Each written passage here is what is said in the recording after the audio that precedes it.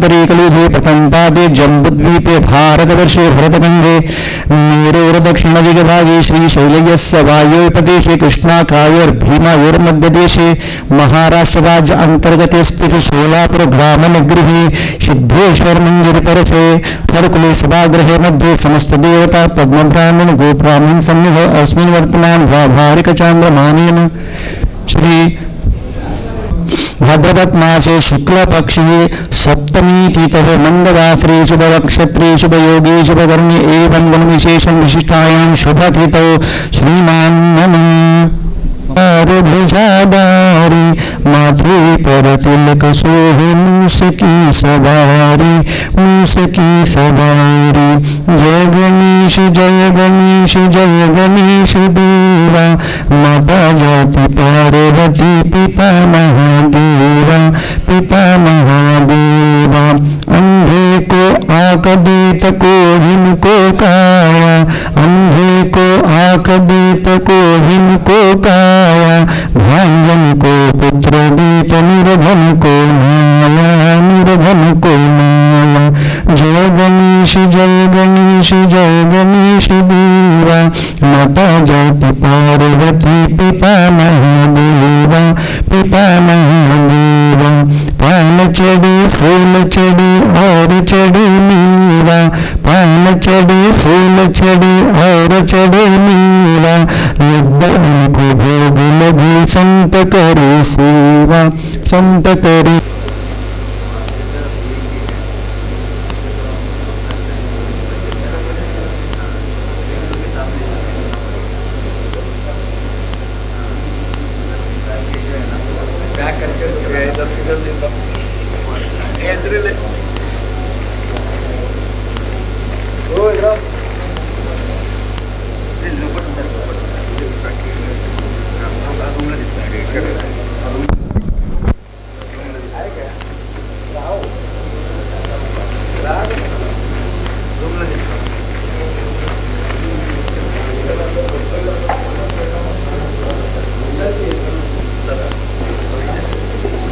फार उशीर होईल मला आजचे पाठवता हो हां चल सर आले करून घेऊ राईट सर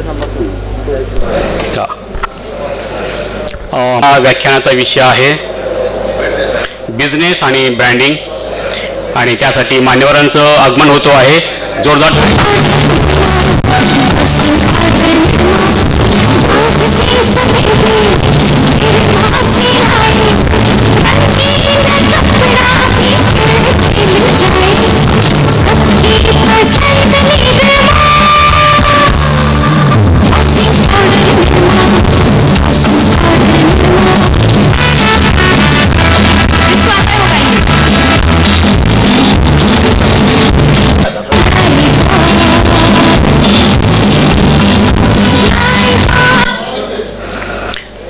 नमस्कार.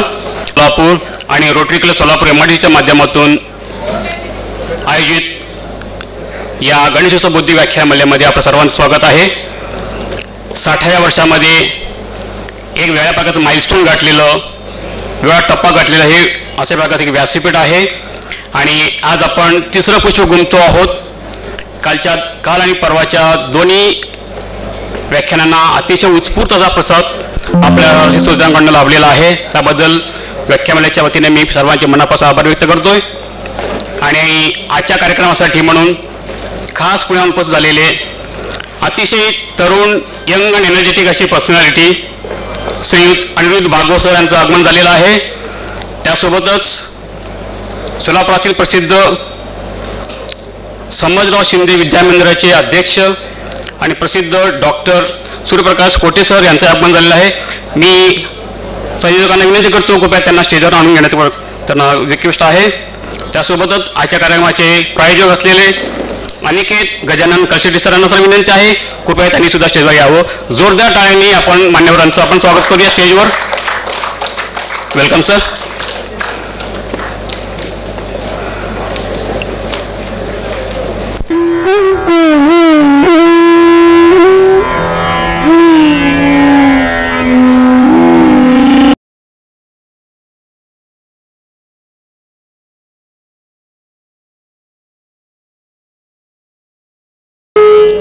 कार्यक्रमाची सुरुवात आपण राष्ट्रगीताने करणार आहोत. सर्वांना विनंती आहे, कृपया राष्ट्रगीतासाठी सर्वांनी उभं राहायचं आहे. धन्यवाद. सर्वांनी बसून घ्यावं. या व्याख्यानमालेचे प्रेसिडेंट आदरणीय लक्ष्मणकारांना मी विनंती करतोय, कृपया त्यांनी आजचे प्रमुख अतिथी, प्रमुख पाहुणे आणि व्याख्याते अनिरुद्ध सरांचा त्यांनी सन्मान करावा, स्वागत करावं.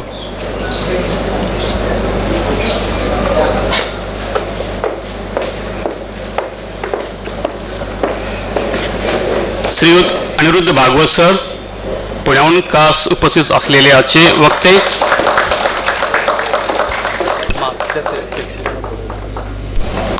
धन्यवाद सर.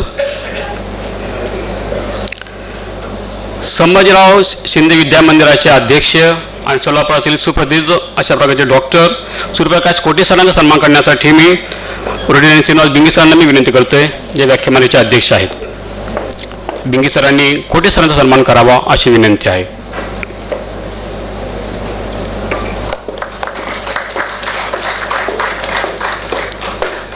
धन्यवाद.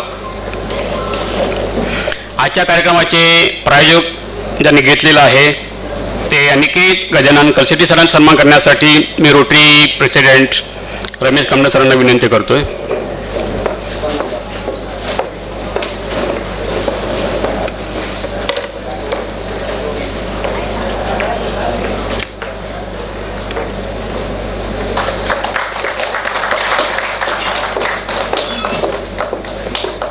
धन्यवाद. मी मान्यवरांनी विनंती करतोय, कृपया दीप प्रज्वलन आणि गणेश पूजनासाठी सर्वांनी पुढे यायचं आहे. गणेश पूजनाने कार्यक्रमाला आपण सुरुवात करूयात. महोत्सवी असं वर्ष आहे. 1966 मध्ये सुरू झालेली ही व्याख्यानमाला अखंडितपणे काम करते आहे आणि सोलापूरकरांना बौद्धिक मेजवान देण्याचा एक ज्ञानयज्ञ या ठिकाणी दरवर्षी केला जातो आहे. काल आणि परवाच्या दोन्ही व्याख्यानांना अतिशय उत्स्फूर्त असा प्रतिसाद सोलापूरकरांना लाभलेला आहे आणि आजचं हे अतिशय आगळ्या वेळाच्या प्रकारचं असा हा विषय आहे, बिझनेस आणि ब्रँडिंग. व्यवसाय असेल, बिझनेस असेल, सर्व्हिस असेल, कोणत्या क्षेत्रासाठी आजकाल ब्रँडिंगची फार आवश्यकता असते आणि त्या संदर्भामध्येच आजचे ब्रँडिंगचे एक्सपर्ट, बिझनेस आणि ब्रँडिंगचे एक्सपर्ट अनिरुद्ध सर आपल्याशी यथोगुज करणार आहेत आणि विविध प्रकारच्या PPTच्या माध्यमातून सुद्धा त्यांचं प्रेझेंटेशन या ठिकाणी राहणार आहे. तदनंतर आपण काही प्रश्नोत्तर घेणार आहोत, त्यासाठी सुद्धा वेळ राखून ठेवलेला आहे. गेल्या 2 दिवसांमध्ये सुरुवातीची उद्घाटनाचा प्रसंग असल्यामुळे थोडासा उशीर झाला होता कार्यक्रमाला आणि काल पावसाच्या व्यत्ययामुळे कार्यक्रमाला उशीर झाला होता. काल नितांत सुंदर अशा प्रकारे एक तेलुगू व्याख्यान काल आयोजित केलं गेलं होतं. त्यामुळेच अनेक रसिकांच्या सुखकरता दुःखहर्ता वार्ता बिघनाची मुरली करवी प्रेम कृपा जयाची सर्वांगी सुंदर उपसेंदुराची कंठीय के माय मुक्ता फळाची देव जय देव जय मंगलमूर्ती दर्शन मात्रे नाम कामना पूर्ती जय देव रत्न खचित फरा तुझ गौरी कुमारा चंदनाची कुंकुम केशरा हिरे गणिता मुकुटा शोभा तो भरा वंदन पुरे चरणी हजर्या जय देव जय मंगल मूर्ती दर्शन मात्रे नाम कामना पूर्ती जय देव लंबोदर पीतांबर फणिवर बंधनान सरळ सोनवक्र तुंबत्रिनन दासरामाचा वार्ता ही सदना संकटी पावाभे निर्वाणी रक्षामी सुरवर वंदना जय देव जय मंगल मूर्ती दर्शन मात्रे नाम कामना पूर्ती जय देव गणपती बाप्पा मंगल मूर्ती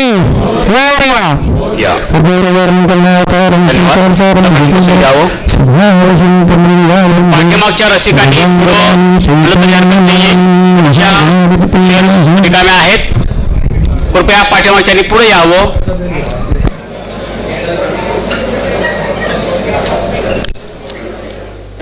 ग्रुप फोटो काढा, उभं राहायला सांगा त्यांना. पाठीमागच्या प्रेक्षकांनी रसिक प्रेक्षकांनी श्रोत्यांनी पुढे यायचं आहे. कृपया पुढे चेअर्स अवेलेबल आहेत.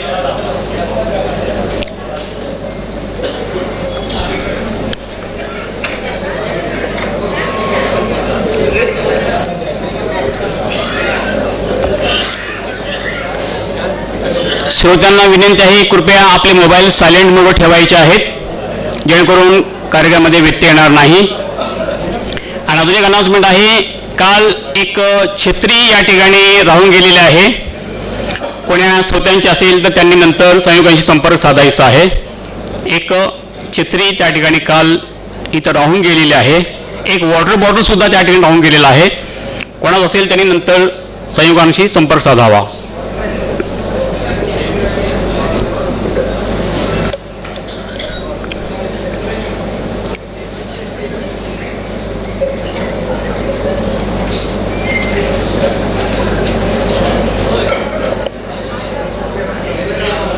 धन्यवाद. एमआयडीसीचे माजी अध्यक्ष रुटेरान चारवाक यांना विनंती करतोय, चारवाक बुडगुल यांना, की त्यांनी कृपया आजच्या प्रमुख पाहुण्यांचा त्यांनी परिचय करून द्यावा.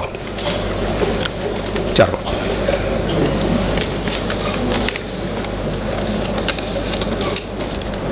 नमस्कार. उपस्थित सर्व रसिक श्रोत्यांना माझा नमस्कार. आज आपल्या येथे तिसरे पुष्प गुंफवण्यासाठी खास उपस्थित झालेले पुण्याचे माननीय श्री अनिरुद्ध अतुल भागवत सरांचा अल्पसा परिचय करून देण्यासाठी मी उभा आहे.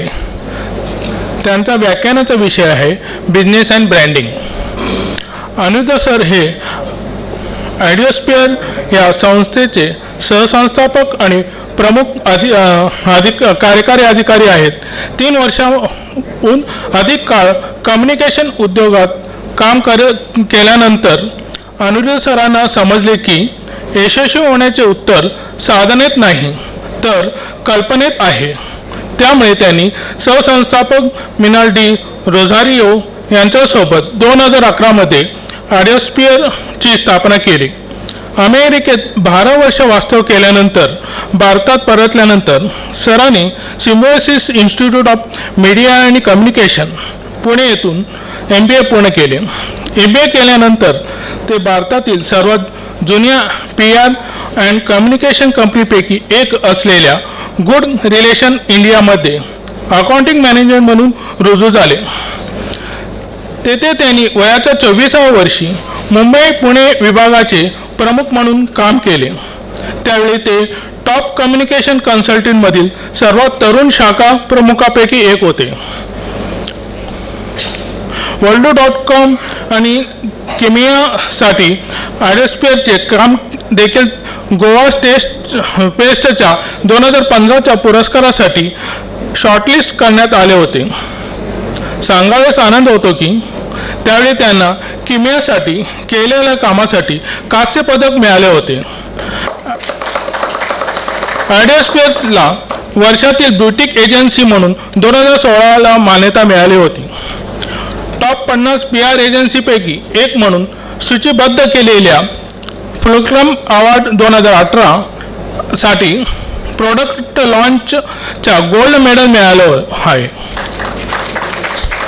सरांना आतापर्यंत अनेक पुरस्कारांनी सन्मानित गौरवण्यात आलेलं आहे.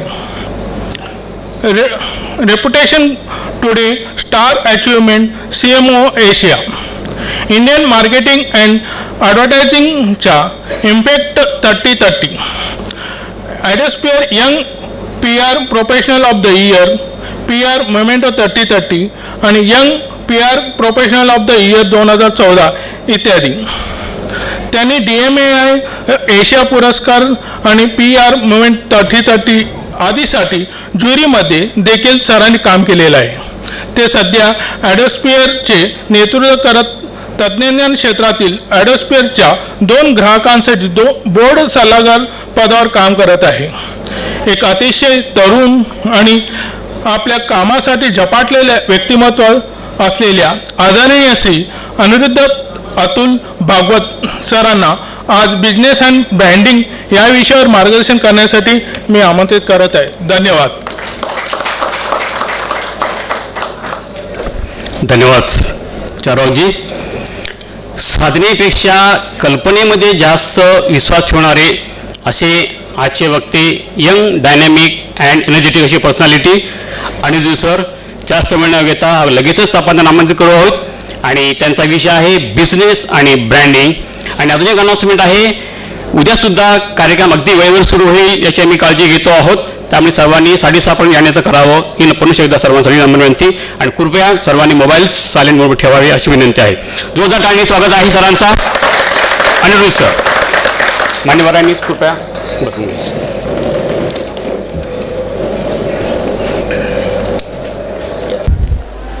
Good evening everyone. आज मी ब्रँडिंगबद्दल बोलणार आहे आणि फर्स्टली थँक्यू तुम्ही मला बोलवलं. मी पहिल्यांदा आलो आहे सोलापूरला. कधी आलो नव्हतो मी. ॲक्च्युली महाराष्ट्रामध्ये एवढं फिरलो आहे पण सोलापूरला कधी आलो नाही आहे, त्यामुळे थँक्यू तुम्ही मला बोलवलं श्रीनिवास सर. मी मागच्या 15 वर्ष ब्रँडिंग आणि कम्युनिकेशन्समध्ये काम करतो आहे आणि काही जे आत्तापर्यंत जे मी शिकलो आहे, जे मी बघितलं आहे ते मी तुमच्याबरोबर आज शेअर करतो आहे. तर पहिली गोष्ट म्हणजे मला तुम्हाला सांगायची की ब्रँडिंग म्हणजे काय, बिकॉज ह्याच्यावरनं आपलं एक बेस तयार होईल की ब्रँडिंगच म्हणजे काय. तर माझं असं म्हणणं आहे की ब्रँडिंग म्हणजे एक आठवण असते. आज मी तुमच्यासमोर बोलतोय आणि हा शो झाल्यानंतर, हा पूर्ण टॉक झाल्यानंतर तुम्ही घरी गेल्यानंतर म्हणाल की इधर हे खूप चांगलं होतं, नाही तर बोर झालं. हे दोन्ही गोष्टी माझी आठवण आहेत आणि हे दोन्ही गोष्टी माझे ब्रँड होतील. इधर माझा ब्रँड बोरिंग होईल किंवा माझा ब्रँड खूप चांगला होईल. आपण प्रत्येक गोष्ट जे करतो, ज्या लोकांबरोबर बोलतो किंवा कस्टमर्स बरोबर बोलतो, प्रत्येक गोष्टीसाठी एक ब्रँड म्हणून एक ॲक्शन होऊन जाते.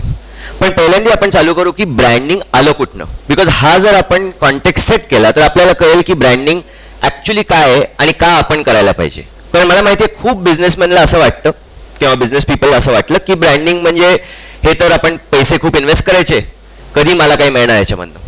कारण ब्रँडिंगमधनं डिरेक्टली कस्टमर तर मिळत नाहीत, ना पैसे मिळतात. इनफॅक्ट आपण काय काय येस परफेक्ट थँक्यू ओके. काय काय वेळेला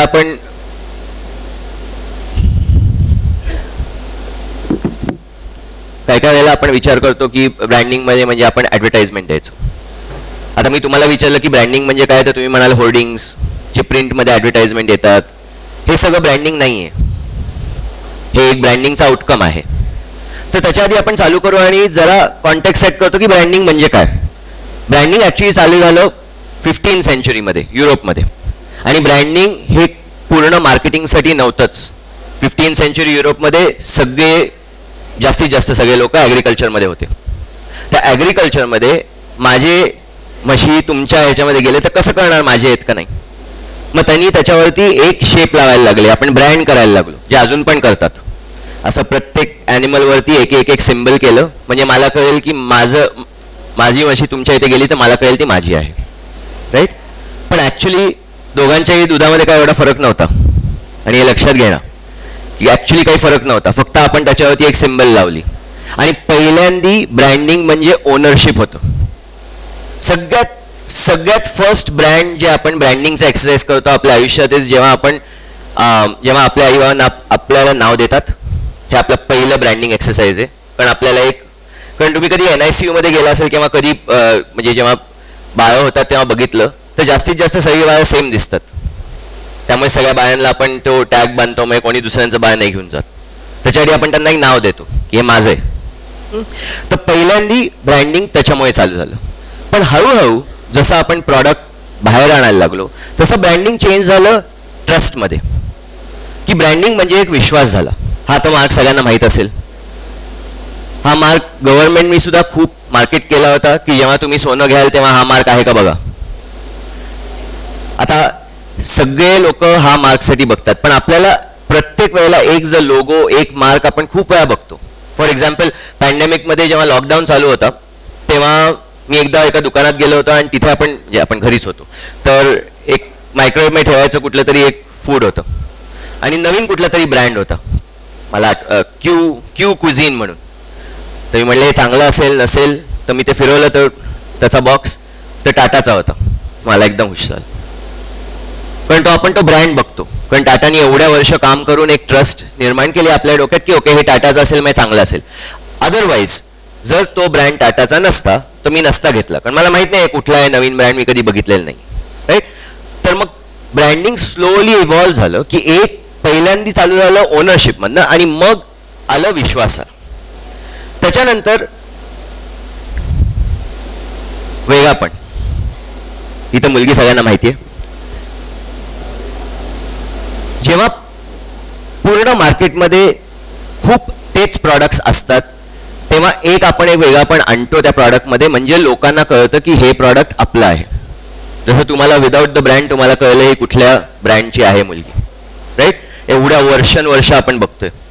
आणि विचार करा की जेव्हा हे ऍक्च्युली ब्रँड झालं होतं तेव्हा ब्रँडिंग हा एक्सरसाइज पण नव्हता, पण ते अजून सुद्धा आपण त्याच्याबद्दल बोलतोय. आणि तुम्ही बघाल की खूप वेळा जेव्हा एक मार्केटमध्ये खूप खूप वेगळे प्रॉडक्ट्स असतात पण साधारण क्वालिटीमध्ये सेम असतात. आता आपण रिअल एस्टेटमधनं बोलू शकतो की रिअल एस्टेटमध्ये आता कशावरती आपण बोलणार. आज सोलापूरमध्ये रिअल एस्टेट जास्ती वाढायला लागले. आपले स्पॉन्सर्स रिअल एस्टेट त्याच्याबद्दल बोलतोय.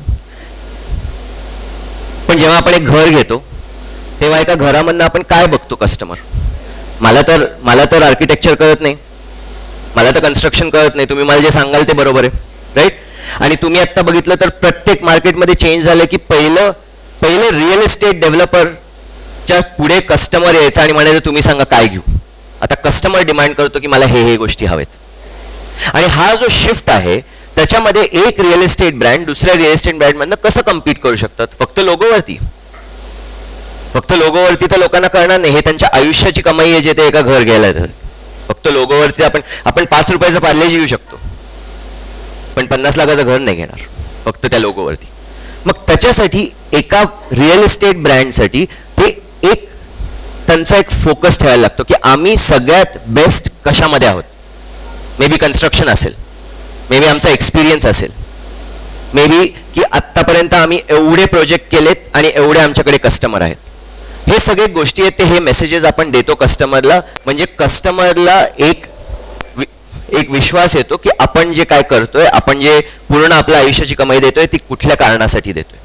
आणि त्याच्यामुळे ह्या एव्होल्युशन मध्ये पहिलं चालू झालं ब्रँडिंग त्या फक्त ओनरशिपसाठी आणि मग स्लोली विश्वासमध्ये आणि मग वेगळ्यापणामध्ये. आपण आज मार्केटमध्ये खूप वेगळे लोगोज बघतो आणि जास्ती करून जेव्हा मी मार्केटिंग शिकलो तेव्हा आम्हाला सांगितलं की ब्रँडिंग म्हणजे वेगळापण, एवढंच होतं. पण आज एवढे प्रॉडक्ट्स आलेत मार्केटमध्ये. आणि दुसरी गोष्ट म्हणजे तुमच्या सगळ्या खिशांमध्ये फोन आहे, त्या फोनमधनं एवढ्या पटकन आज न्यूज बाहेर येतात की आज जर मी स्टेजवरती काही चुकीचं बोललो तर मी हे संपायच्या आधीच माझी बायको मला फोन करेल किंवा कोणी तुम्ही टाकाल कुठेतरी. त्यामुळे ह्या टाइम पिरियडमध्ये आपल्याला खूपच सेन्सिटिव्ह व्हायला लागतं आणि ते फक्त वेगळ्यापणावरती नाही होत. मग आपण एक पर्सनॅलिटी आणतो, ही पण मुलगी तुम्हाला माहिती आहे. आपण एक पर्सनॅलिटी आणतो, त्या पर्सनॅलिटीमधनं जर तुम्ही बघितलं की अमूल सारखा ब्रँड आणि जेव्हा ते गेले होते ब्रँडिंग करायला तेव्हा अमूलने कधी बटर विकलंच नाही. अमूलने काय विकलं की ते कॉमेंट्री द्यायचे, प्रत्येक वेळा आपण होर्डिंग बघायचो, त्याच्याबद्दल बोलायचो आणि असं करत त्यांनी ब्रँड क्रिएट केला, एक पर्सनॅलिटी आणली त्यांच्या ब्रँडमध्ये. आणि हे पण खूप महत्वाचं आहे. पण त्यावेळेला ही मुलगी पर्सनॅलिटी घेऊन यायची. आज जो फाउंडर आहे त्यांची जी पर्सनॅलिटी आहे ती सगळ्यात इम्पॉर्टंट असते, फक्त ब्रँड नाही. कारण आज लोकांना ॲक्सेसिबिलिटी आली आहे. आज मी या स्टेजवरनं उतरल्यानंतर तुम्ही मला लिंक्डइनवरती कनेक्ट करू शकता, तुम्ही माझ्याशी बोलू शकता. असं नाही की कधी तुम्ही मला परत बघणार नाही. आज कोणीही असेल, कुठलाही मोठा CEO असेल, ते मला रिप्लाय करतील का माहीत नाही, पण मी डोनाल्ड ट्रम्पला लिहू शकतो, मेसेज लिहू शकतो. ॲक्सेस आहे जो आधी नव्हता. आणि जेव्हा ॲक्सेस असतो तेव्हा फक्त पर्सनॅलिटीवरती नाही होत, बट भावनावरती सुद्धा येते, इमोशनवरती येतं.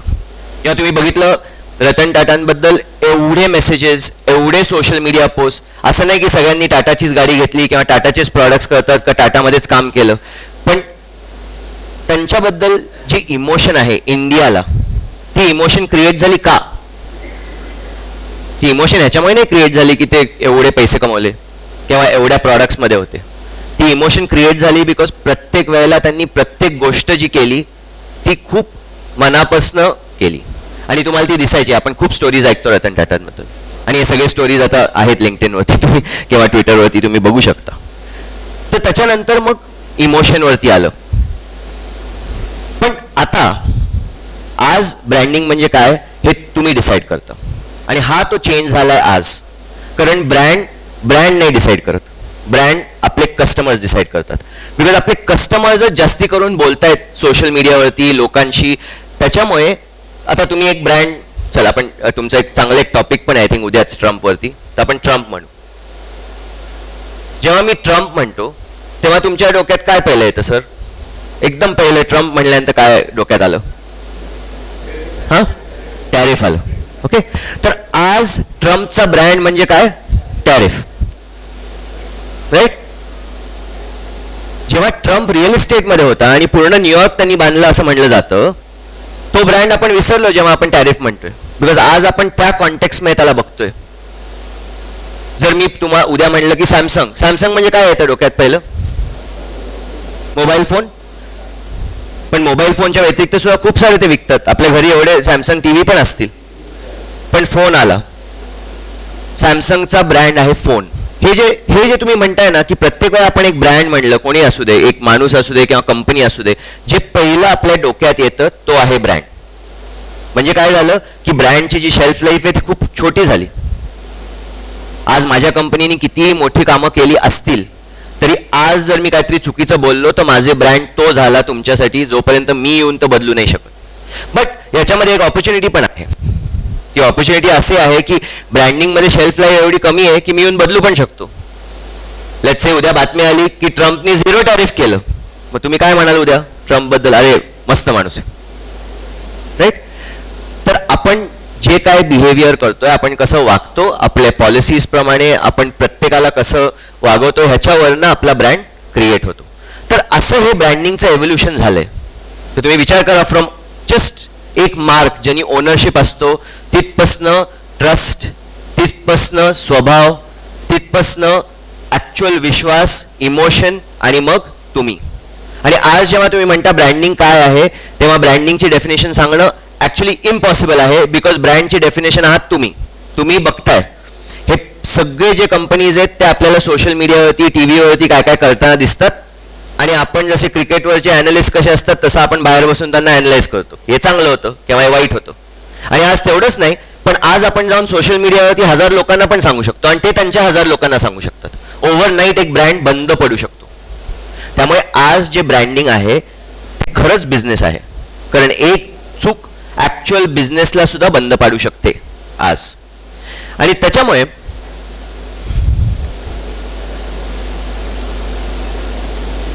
मग ब्रँडिंग का करायचं? कारण जर लोकांवरतीच असेल तर मग आपण ब्रँडिंग का करायचं? ब्रँडिंगचे खूप बेनिफिट्स असतात. आणि आज या रूममध्ये खूप वेगळे बिझनेसेसमध्ये किंवा ट्रेडर्समध्ये लोक असतील तर त्यांच्यासाठी मी तुम्हाला सांगतोय की ब्रँडिंग जो इन्व्हेस्टमेंट आहे, बिकॉज ब्रँडमध्ये इन्व्हेस्टमेंट पैशाच्या व्यतिरिक्त सुद्धा खूप असते.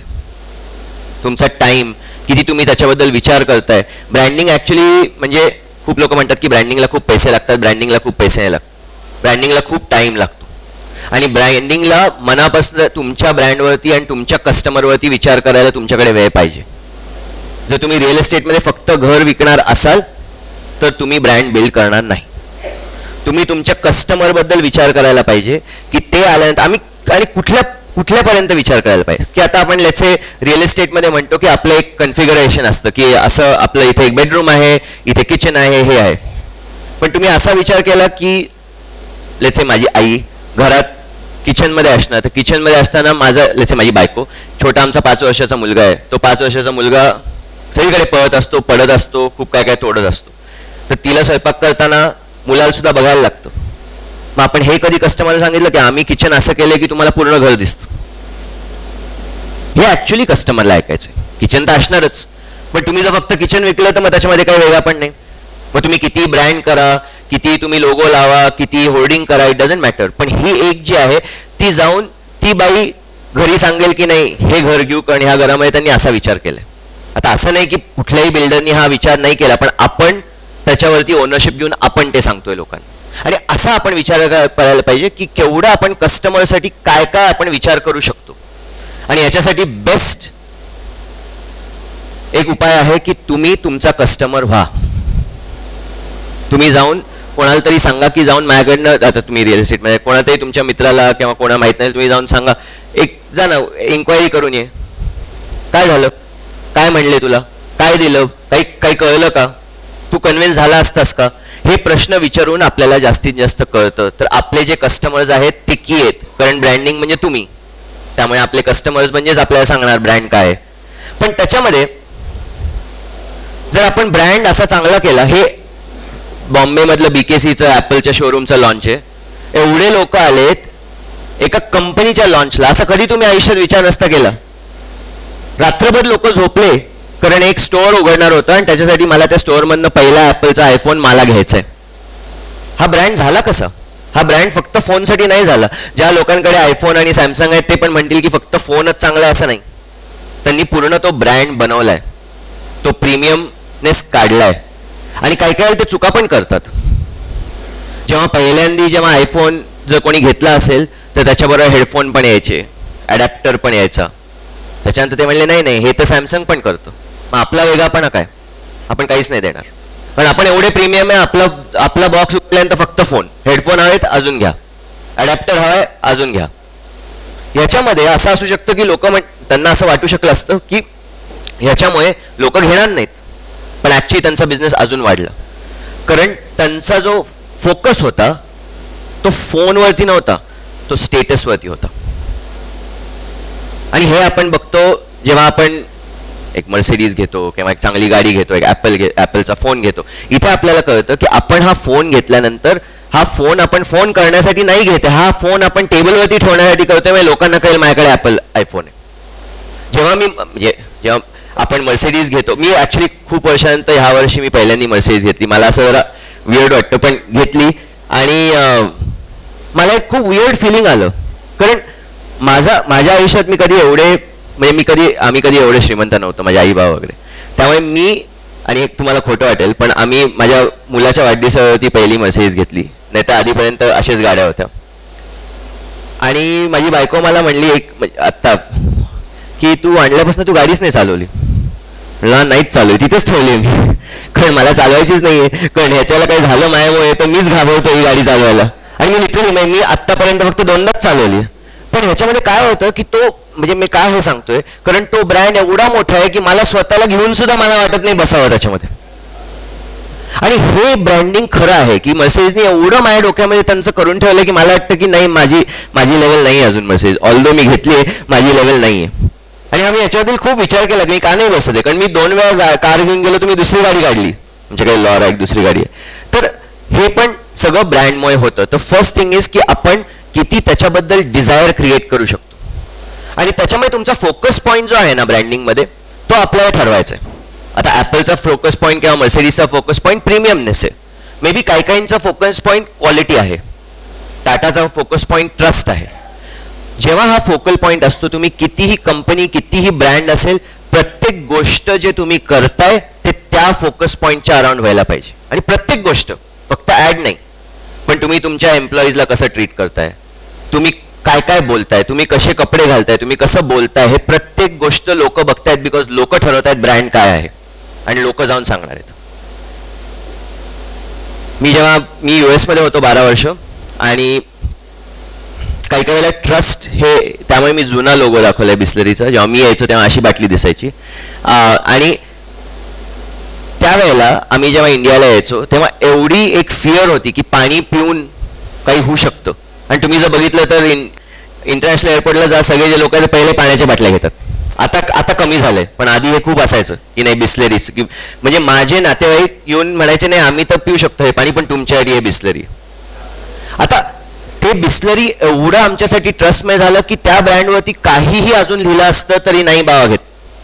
आम्ही लिटरली, मला आठवतंय की आम्ही, म्हणजे तेव्हा तर एक्सप्रेसवे नव्हता, जुन्या मुंबई पुणे हायवे, म्हणजे आम्हाला काही 4, 5, 6 तास लागायचे बॉम्बेवरनं पुण्याला पोचायला जुन्या हायवेवरती. आणि तेव्हा आम्ही एवढं फिरायचो फक्त त्या बिस्लरीच्या बॉटलसाठी. आता त्या फक्त ते घेतल्यानंतर माझ्या आईला थोडं एक रिलीफ मिळायचं की नाही बिस्लरी आहे. पण त्याच्यामुळे, आणि आम्ही तर US मध्ये होतो, आम्ही कधी बिस्लरी ऐकलं नाही, आम्ही कोणाकडनं ऐकलं, आमच्याच फॅमिलीकडनं, नाही बिस्लरी चांगले. आता त्याच्यामुळे ती जे ट्रस्ट क्रिएट झाली, तो ब्रँडमुळे ही ट्रस्ट होऊ शकते की अजून सुद्धा आम्ही बिस्लरीज घेतो. जेव्हा आम्ही आता अजून आपल्याला माहिती आहे की अक्वाफिना आहे, हे आहे ते, पण तरी मी बिस्लेरी प्रिफर करतो. जेव्हा मला 4 वेगळे वेगळे ब्रँड दिसतात तेव्हा मी बिस्लेरी प्रिफर करतो. तर ह्या कारणासाठी ट्रस्ट जी आहे ती ह्याच्यामुळे होते. आता लेट्स से एका बिस्लेरीच्या बाटलीमध्ये कोणीतरी पिऊन ते आजारी पडले, तरी जेव्हा एवढी ट्रस्ट निर्माण होते ना तेव्हा एक बिलीफ क्रिएट व्हायला लागते की ठीक आहे ती चूक झाली असेल. हे मला आठवते मी जेव्हा पहिला ॲपलचा फोन जेव्हा घेतला तेव्हा काहीतरी मी आणि माझा भाऊ बसलो होतो. माझा भाऊ 6 वर्ष लहान आहे माझ्यापेक्षा, आणि मी आणि माझा भाऊ बसलो होतो आणि मी म्हणलं अरे ॲपलचा फोन काय दरिद्री आहे, काहीतरी हे चालतच नाहीये. तो म्हणला नाही ते नाहीये तू आहेस. एवढी ट्रस्ट असते की तू बावळटे, तुला नाही येत चालवता, दे मला मी सांगतो. आणि तो तर तेव्हा किती 20 वर्षाचा होता, 18 वर्षाचा होता. तर तेव्हापासून त्याच्या डोक्यात हे ड्रिल झाले की ॲपल म्हणजे सुपिरियर आहे. कोणी जर म्हटलं ॲपलचा प्रॉडक्ट चांगला चालत नाही तर चुका त्यांच्यामध्ये आहेत, ॲपलच्या प्रॉडक्टमध्ये नाही. आणि हे ट्रस्ट निर्माण व्हायला आपण कसं बोलतो, काय करतो, हे सगळं ब्रँडिंग आहे. ब्रँडिंगमध्ये पूर्ण आपला बिझनेस बदलू शकतो. आज आपण मी आता 15 वर्ष झाले, जेव्हा पहिल्यांदा आम्ही बिझनेस काढला तेव्हा आम्ही एवढ्या कस्टमर्सला फोन करायचो लिटरली, म्हणजे माझ्या सगळ्या ओळखी, मित्रांचे मित्र सगळ्यांना फोन करून विचारायचो कोणाला ब्रँडिंग हवं आहे का, कारण आम्हाला बिझनेस हवा होता. त्यामुळे आम्ही सगळ्यांच्याकडे जायचो. पण जसा जसा आमचा ब्रँड क्रिएट झाला तेव्हा लोक आमच्याकडे यायला लागले. आणि हा सगळ्यात मोठा आउटकम आहे बिझनेसचा. आज माझ्याकडे म्हणजे जस्ट रिअल इस्टेटबद्दल एक क्लायंट आहे की तो क्लायंट त्यांनी त्याच्या कम्युनिटीमध्ये एवढी ट्रस्ट बिल्ड केली आहे. ॲक्च्युली मी तुम्हाला एक दुसरं उदाहरण देतो. हे आय थिंक 2016-17 असेल. PNG गाडगे तर माहीत असेल, मी पुण्याचा आहे. PNG गाडगे गोल्डचं माहीत. PNG गाडगे आय थिंक एकच रिअल इस्टेटची प्रोजेक्ट केली आयुष्यात असं मला वाटतं, एकच आहे मला जी माहिती आहे ती.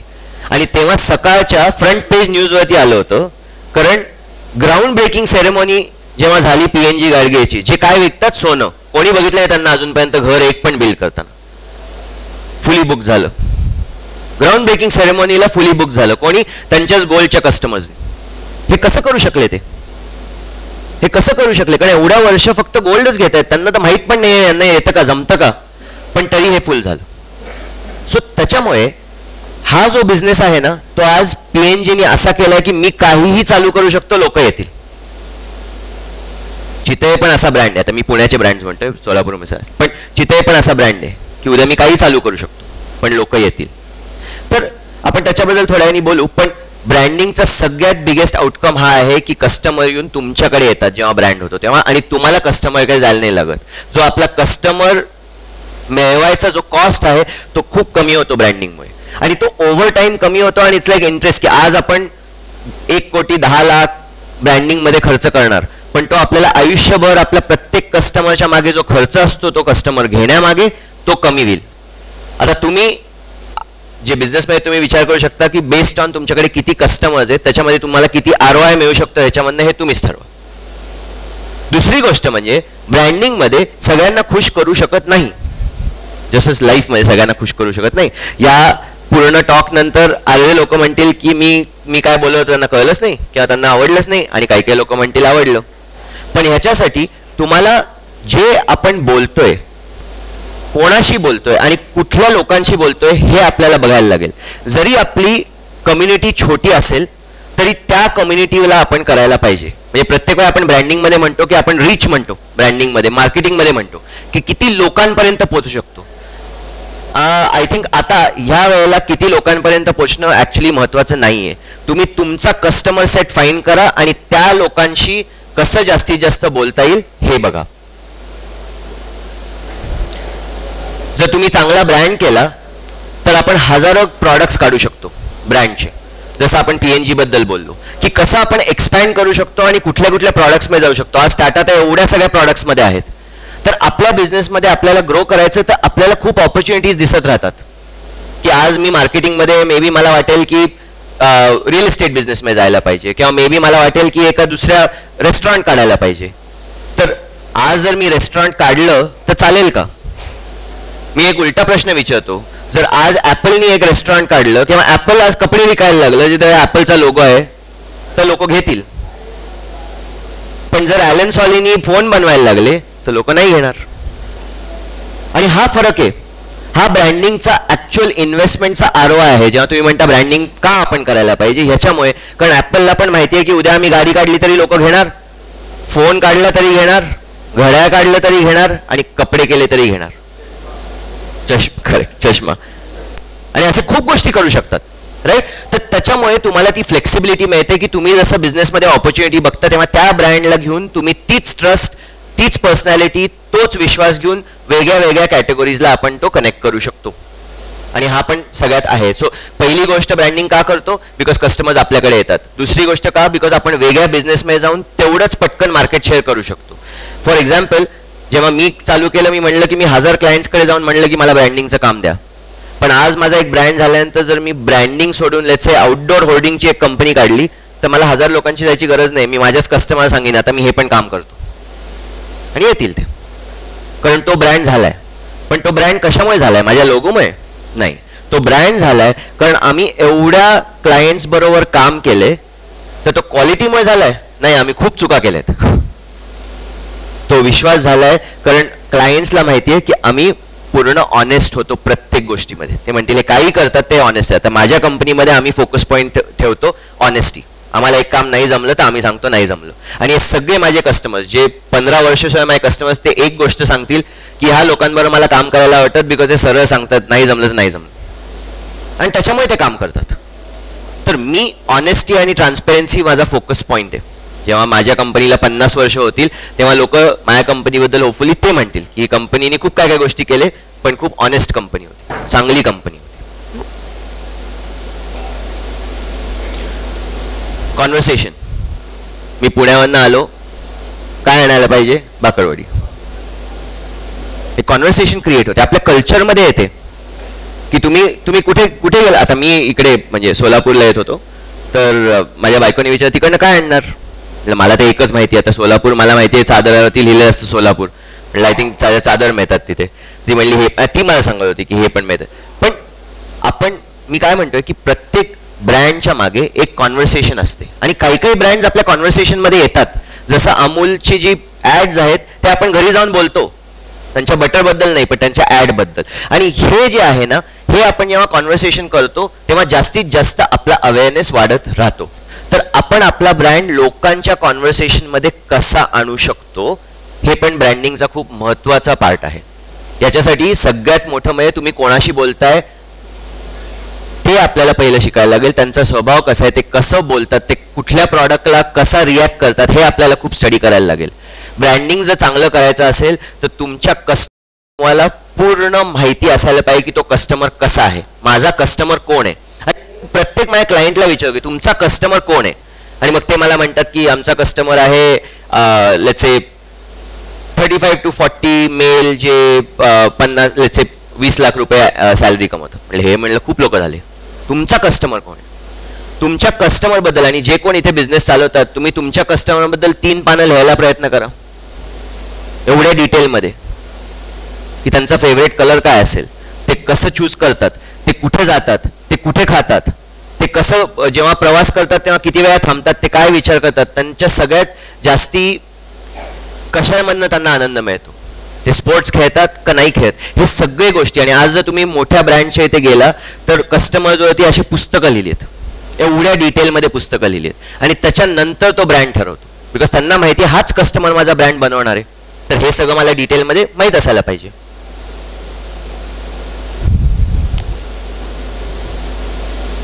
याच्यानंतर बिलीफ जे मी म्हणलं हे इम्पॉर्टंट आहे.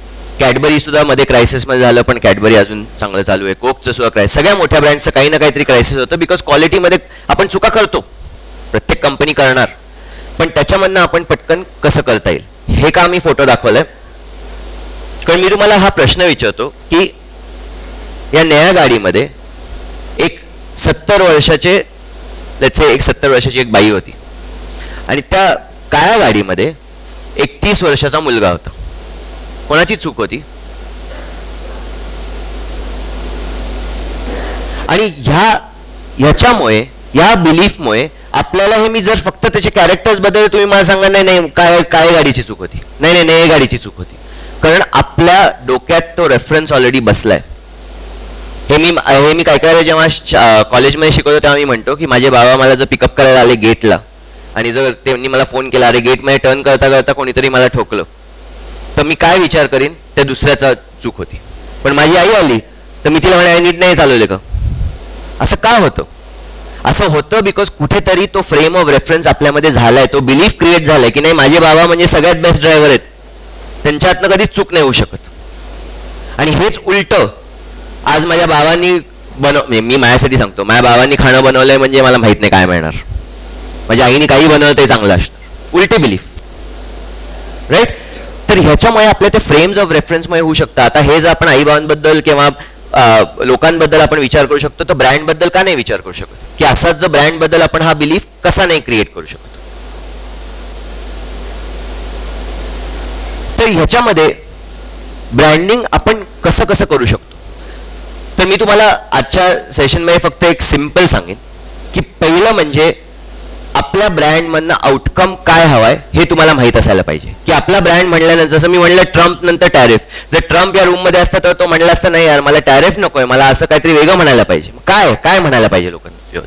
ट्रस्ट म्हणायला पाहिजे, चांगलं आहे म्हणायला पाहिजे, प्रीमियम आहे म्हणायला पाहिजे, स्वस्त आहे म्हणायला पाहिजे. तुमच्या बिझनेसमध्ये तुम्हाला आउटकम काय हवाय ही पहिली गोष्ट तुम्हाला डिफाईन करायची. दुसरी गोष्ट तुम्हाला काय डिफाईन करायची आहे की तुमचा ऑडियन्स कोण आहे, आणि त्याच्यावरती खूप अभ्यास करून तो एक्झॅक्ट ऑडियन्स समोर ठेवून तुम्हाला विचार करायला लागेल की ह्या माणसाकडनं मला असं जर हवा असेल आउटकम तर मला त्या माणसाला काय काय दाखवायला लागेल. आता काय काय दाखवायला लागेल आपण ब्रँडिंगमध्ये आम्ही त्याला म्हणतो फ्रेम्स ऑफ रेफरन्स, की आपण काय काय रेफरन्स दाखवायला लागेल. आता मी एवढ्या वेळा लोकांना बघितलं ड्राईव्ह करताना किंवा माझ्या आईला बघितलं ड्राईव्ह करताना, त्यामुळे मी म्हणतो की आईची चूक असेल. काहीतरी फ्रेम ऑफ रेफरन्स होता ना, मी असंच नाही ठरवलं, राईट. जेव्हा ॲपल म्हणतं की आता आम्ही एक गाडी काढणार आहे आणि लोक गाडीसाठी लाईनमध्ये उभं राहतात, कारण तो फ्रेम ऑफ रेफरन्स आहे. कारण ॲपलनी एक रेफरन्स बनवलाय की प्रत्येक वेळा आम्ही एक प्रॉडक्ट काढतो सगळ्यात बेस्ट असतं, त्यामुळे हे पण बेस्टच असणार. त्याच्यासाठी एक ब्रँड जेव्हा फ्रेम ऑफ रेफरन्स करतो तेव्हा तो फ्रेम ऑफ रेफरन्स फक्त ॲडव्हर्टायझिंगमध्ये आणि मेसेजिंगमध्ये नसतो, तो फ्रेम ऑफ रेफरन्स त्यांच्या ॲक्शनमध्ये सुद्धा असतो. फॉर एक्झाम्पल इंडिगो काय काय काय सांगतो तुम्ही, कुठलीही इंडिगोची ॲड बघा, मेसेज बघा, त्यांचं मॅगझिन बघा, ते म्हणतात की आम्ही ऑन टाईम आहोत. त्यांना काय कळलंय त्यांच्या कस्टमरबद्दल, त्यांना कळलंय की ठीक आहे जरी लेट्स से एका कस्टमर आपल्या प्लेनमध्ये आला आणि एवढं स्वच्छ नव्हतं, किंवा एक कस्टमर आला आणि त्याला त्यावेळेला खाणं मिळालं नाही तरी चालेल, लोकांना वेळेवरती घरी पोचायचे. त्यांना कळलं त्यांचा कस्टमर कोण आहे, त्यांचा कस्टमर बिझनेस ट्रॅव्हलर आहे. तो जो बिझनेस ट्रॅव्हलर अप डाऊन करतो बॉम्बे दिल्ली पुणे दिल्ली, तेव्हा त्याला घरी पोचायचं असतं, कसंही घरी पोचव, पण मला 2 तास डिले नाही व्हायला पाहिजे. आणि त्यामुळे इंडिगो प्रत्येक गोष्ट करते ज्याच्यासाठी त्यांचे फ्लाईट ऑन टाइम जातात. आणि मला माहिती आहे ते किती इन्व्हेस्ट करतात, ते एअरपोर्टला सुद्धा पैसे देतात. एक फ्लाईट म्हणजे क्रॉनॉलॉजी असते ना एअरपोर्टला, किती कुठले एअरलाईन्स जाणार, तर इंडिगोला ऑलवेज फर्स्ट प्रेफरन्स मिळतो सगळ्या GMR एअरपोर्ट्समध्ये. आणि ते तसं तो क्रिएट करतात. एक हॉटेल आहे US मध्ये, आता ग्लोबलीच आहे फेअरमाउंट म्हणून, ते त्यांच्या प्रत्येक एम्प्लॉईला लेट्स से 2000 रुपयाचं बजेट देतात की तुम्ही ठरवा, जर कस्टमरनी काही विचारलं काही हवं असेल तर हे 2000 रुपये तुम्हाला हवे तसे तुम्ही स्पेंड करू शकता. आणि हे इनफॅक्ट साऊथ वेस्ट एअरलाईन आहे, अजून एक एअरलाईन आहे US मध्ये, त्यांनी पण असंच केलं होतं की तुम्ही ठरवा. त्यांनी त्यांच्या एम्प्लॉईला ओनरशिप देऊन काय झालं की कोणी म्हणलं की अरे हे नीट चालत नाही, हा ठीक आहे आम्ही बदलून देतो, मला इकडे जायचंय, ठीक आहे मी करतो, हे मला कोणाला विचारायची गरज नाही. जरी मी फ्रंट डेस्क पर्सन असेल तरी मला माझ्या बॉसला विचारायची गरज नाही, मी करू शकतो ही डिसिजन. त्याच्यामुळे लोकांना एवढं बरं वाटतं. आता फॉर एक्झाम्पल मी हैदराबादला जातो, तर मी एकदा माझ्या एका क्लायंटनी मला ट्रायडेंटमध्ये ठेवलं होतं हैदराबादमध्ये, तिथे राहिलो, सगळेच 5 स्टार सेम असतात, पण ट्रायडेंटमध्ये एक गोष्ट मला आठवली. आणि तुम्ही म्हणजे मी आता हैदराबादला जातो तेव्हा फक्त ट्रायडेंटमध्ये का राहतो, कारण ट्रायडेंटमध्ये आपल्या रूममध्ये सकाळी दररोज फ्रुट्स ठेवतात. तुम्ही विचार करा, एक 5 स्टारसाठी मी एवढे पैसे देतोय राहायला, पण मी जातोय तिथे बिकॉज तिथे फळं देतात सकाळी, आणि बाकी कुठलं 5 स्टार नाही देत. हे सगळ्यात एक छोटी गोष्ट आहे जी मला लक्षात, माझ्यासाठी ट्रायडेंट हा ब्रँड हैदराबादचा ॲटलिस्ट काय आहे की तिथे ॲपल्स ठेवतात सकाळी. आणि मला आवडत नाही जंक फूड खायला, तेव्हा माझ्यासाठी हे खूप चांगलं असतं. कारण मी जेव्हा निघतो, एक अगेन त्यांच्या ऑडियन्सबद्दल विचार करा की त्यांचा ऑडियन्स रात्रभर काम करणार, सकाळी मीटिंगला जाणार.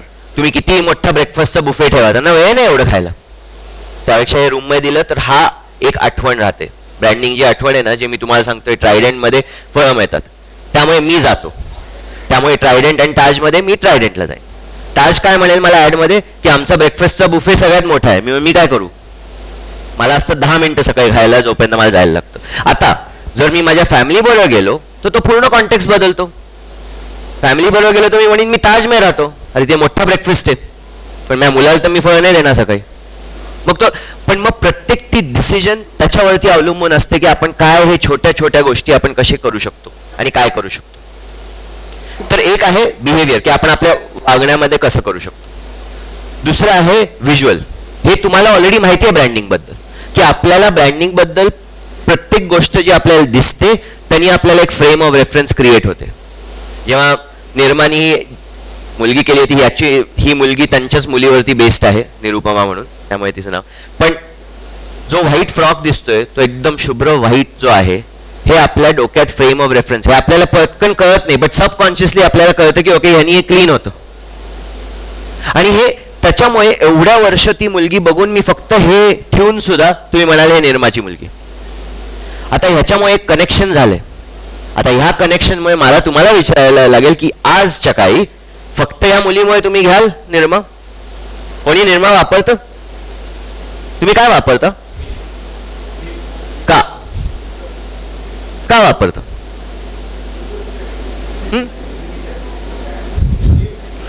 व्हील, अजून काय? व्हीलच वापरलं सगळे. व्हील मध्ये मला माहित नव्हतं एवढे कस्टमर आहेत. हा सर, का वापरता? मला असं वाटतं की तुम्ही जाऊन दुकानदाराला सांगता की मला जाऊन डिटर्जंट दे आणि तो जे ठेवेल ते तुम्ही घेता, असं मला वाटतं. त्यामुळे ह्या टाईप ऑफ जेव्हा आपण कमॉडिटी होतो एका बिझनेसमध्ये की सगळेच साधारण क्वालिटी तेच देतात. टाईट पण म्हणतात डाग अच्छे, हे पण म्हणतात व्हाईट फ्रॉक, तर मग मी कसं चूज करणार? आता डिपेंड्स आपल्या कॉन्टेक्स्ट प्रमाणे. जर मला पैशाबद्दल एवढं जर इम्पॉर्टंट असेल, जो तर मी तसा कस्टमर असेल तर मी विचारेन हे किती प्राइस आहे. पण आजच्या काही एक 10-20 रुपयाचाच फरक असणार, आणि आज ऍटलीस्ट आपल्या टाईप ऑफ कस्टमरला एवढा फरक नाही पडणार 10-20 रुपयाचा. तर की ठीक आहे, जे आहे ते दे. मग डिटर्जंट बिझनेसमध्ये आपण कसं करू शकतो की जाऊन टाईट घेऊ शकतो. आणि हे कुठे होतं? जेव्हा दुकानं म्हणजे जनरल ट्रेड आणि मास ट्रेडमध्ये जेव्हा लोक जायला लागले की दुकानामध्ये जेव्हा जाऊन आपण घेतो स्वतः, तेव्हा आपल्याला कळत नाही पण आपण जाऊन टाईट घेतो बिकॉज आपण आता ऍड बघितली असते. निर्मा कोणी नाही घेत कारण मी ती ऍड आता बघत नाही. त्यामुळे आपल्याला हे आपला कस्टमर कसा इव्हॉल्व्ह होतोय हे पण आपल्याला बघायला लागेल. जर टुमॉरो एक निर्मामध्ये एक मोठी कॉन्ट्रोवर्सी झाली, जे त्यांच्या प्रॉडक्ट बद्दल काही संबंधच नाहीये, त्यांनी 5,000 लोकांना काढलं, नाही निर्माचं प्रॉडक्ट नको हवं, त्याचा काय संबंध मला माहित नाही पण आहे. आणि त्याच्यासाठी ते व्हिज्युअल जे आहे ते व्हिज्युअल खूप कनेक्ट व्हायला पाहिजे एक्झॅक्टली आपल्याला काय बोलायचंय त्याच्यामध्ये.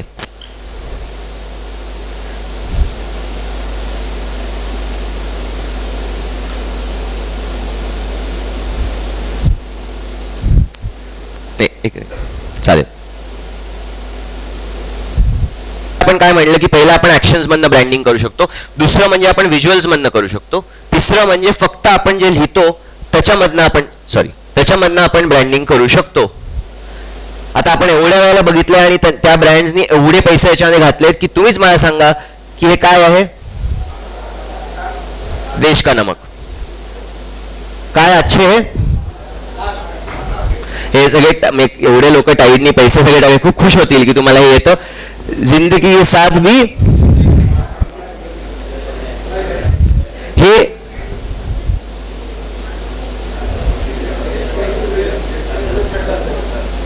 काय, सॉरी काय, टेस्ट द थंडर. तुम्ही काय म्हणलं पहिले? Taste the thunder, Thums Up साठी. ओके, हमारा. आता हेच जर मी कॉलेजमध्ये जाऊन विचारलं, जे आत्ता जे नवीन कॉलेजमध्ये आहेत की हमारा काय माहित नाही. पण अगेन मला तुम्ही होता त्यामुळे मी हे लावलं. बट अगेन कॉन्टेक्स्टवरती लोक बदलतात. पण विचार करा की तुम्ही एवढे इझिली हे ब्रँड सांगतायत, त्या ब्रँडने एवढे पैसे त्याच्याने घातलेत की तुम्हाला कंट्रोल करतायत. त्यांना त्यांचा आउटकम माहिती आहे की जेव्हा हे म्हणतात त्यांना त्यांचा माहिती आहे आउटकम की तुम्ही LIC म्हणाल. त्यांनी आउटकम कंट्रोल केलंय तुमचं. आणि हे कसं केलंय? रेपिटेशननी. हे सारखं तेच दाखवून, तेच ऍड्स दाखवून हे केलंय. पण आता हे इकॉनॉमिकली वायबल नाहीये. कारण तेव्हा फक्त एक मराठी पेपर आणि एक इंग्लिश पेपर आणि 2-3 TV चॅनल असायचे. आज तसं नाहीये. आज आपल्याला जर रेप्युटेशन करायचं असेल तर पूर्ण बिझनेस बंद झाला तरी एवढे पैसे नाहीत आपल्याला करायला. किती तुम्ही लोन घेतले, किती कुठल्या मीडियामध्ये करणार तुम्ही? फेसबुकवरती करणार, इंस्टाग्रामवरती करणार, ट्विटरवरती करणार, TV वरती करणार, नेटफ्लिक्सवरती करणार. आज आपल्याकडे एवढे मीडियम्स आहेत की हे जे आधीच्या ब्रँड्सनी फक्त रेप्युटेशनवरती केले ते आज पॉसिबल नाहीये. आज आपल्याला काहीतरी करायला लागेल ज्याच्यामध्ये लोकांना आपली आठवण राहील आणि काहीतरी वेगळं करायचंय ज्याच्यामध्ये लोक आपल्याबद्दल लिहितील, आपण नाही स्पेंड करायचं. म्हणजे काय की जर आपण एक काहीतरी गोष्ट केली आणि 10,000 लोकांनी 10 मिलियन लोकांनी जाऊन इंस्टाग्रामवरती काहीतरी आपल्याबद्दल चांगलं लिहिलं, जसं रतन टाटांबद्दल लिहितात, पण जर काहीतरी लिहिलं तर ही जी ब्रँड आपण क्रिएट करतोय हे फ्री आहे मीडिया. ह्याच्यासाठी आपल्या पेपरमध्ये ऍड नाही द्यायची ना काही करायचंय, फक्त आपल्या वागण्यावरती असतं. तर माझं म्हणणं काय आहे की आपलं जे मेसेजिंग आहे त्याच्यावरती आपण काम करायला पाहिजे. पण आज जसं ब्रँडिंग करायला लागतं ते आधी जसं करायचे त्याच्यापेक्षा खूप बदललेलं आहे. आज तरी मोठे कंपनीज असे करू शकतात, टाटा वगैरेंचे जेवढे त्यांच्याकडे एवढं इकॉनॉमिक पॉवर आहे की ते तसं करू शकतात. इकॉनॉमिक पॉवरचं एक चांगलं एक्झाम्पल म्हणजे रिलायन्स. जिओ पूर्ण प्रत्येक पेपरचा फ्रंट पेज, प्रत्येक होर्डिंग त्यांना हवं तर उद्या घेऊ शकतात. तसंच तर जिओ मोठं झालं, राईट. पण सगळ्यांकडे ती कपॅसिटी नाहीये. मग एक छोटा ब्रँड ॲटमबर्ग सारखा जो फॅन विकतो तो कसा मोठा होईल? तो तर सगळीकडे ऍड नाही लावू शकत. तर त्यांनी आता तुम्हाला ॲटमबर्ग माहिती आहे ना ब्रँड, तर ॲटमबर्गनी कसं मोठं झालं? ॲटमबर्गला कळलं की कस्टमर्स जेव्हा चांगल्या हॉटेल्समध्ये जातात, जेव्हा कस्टमर्स म्हणजे आता लेट्स से जे नवीन पिढीचे लोक कोवर्किंग स्पेसेसमध्ये वगैरे काम करतात ते जेव्हा जातात तेव्हा ते तिकडच्या गोष्टी बघतात, मला पण हे हवंय.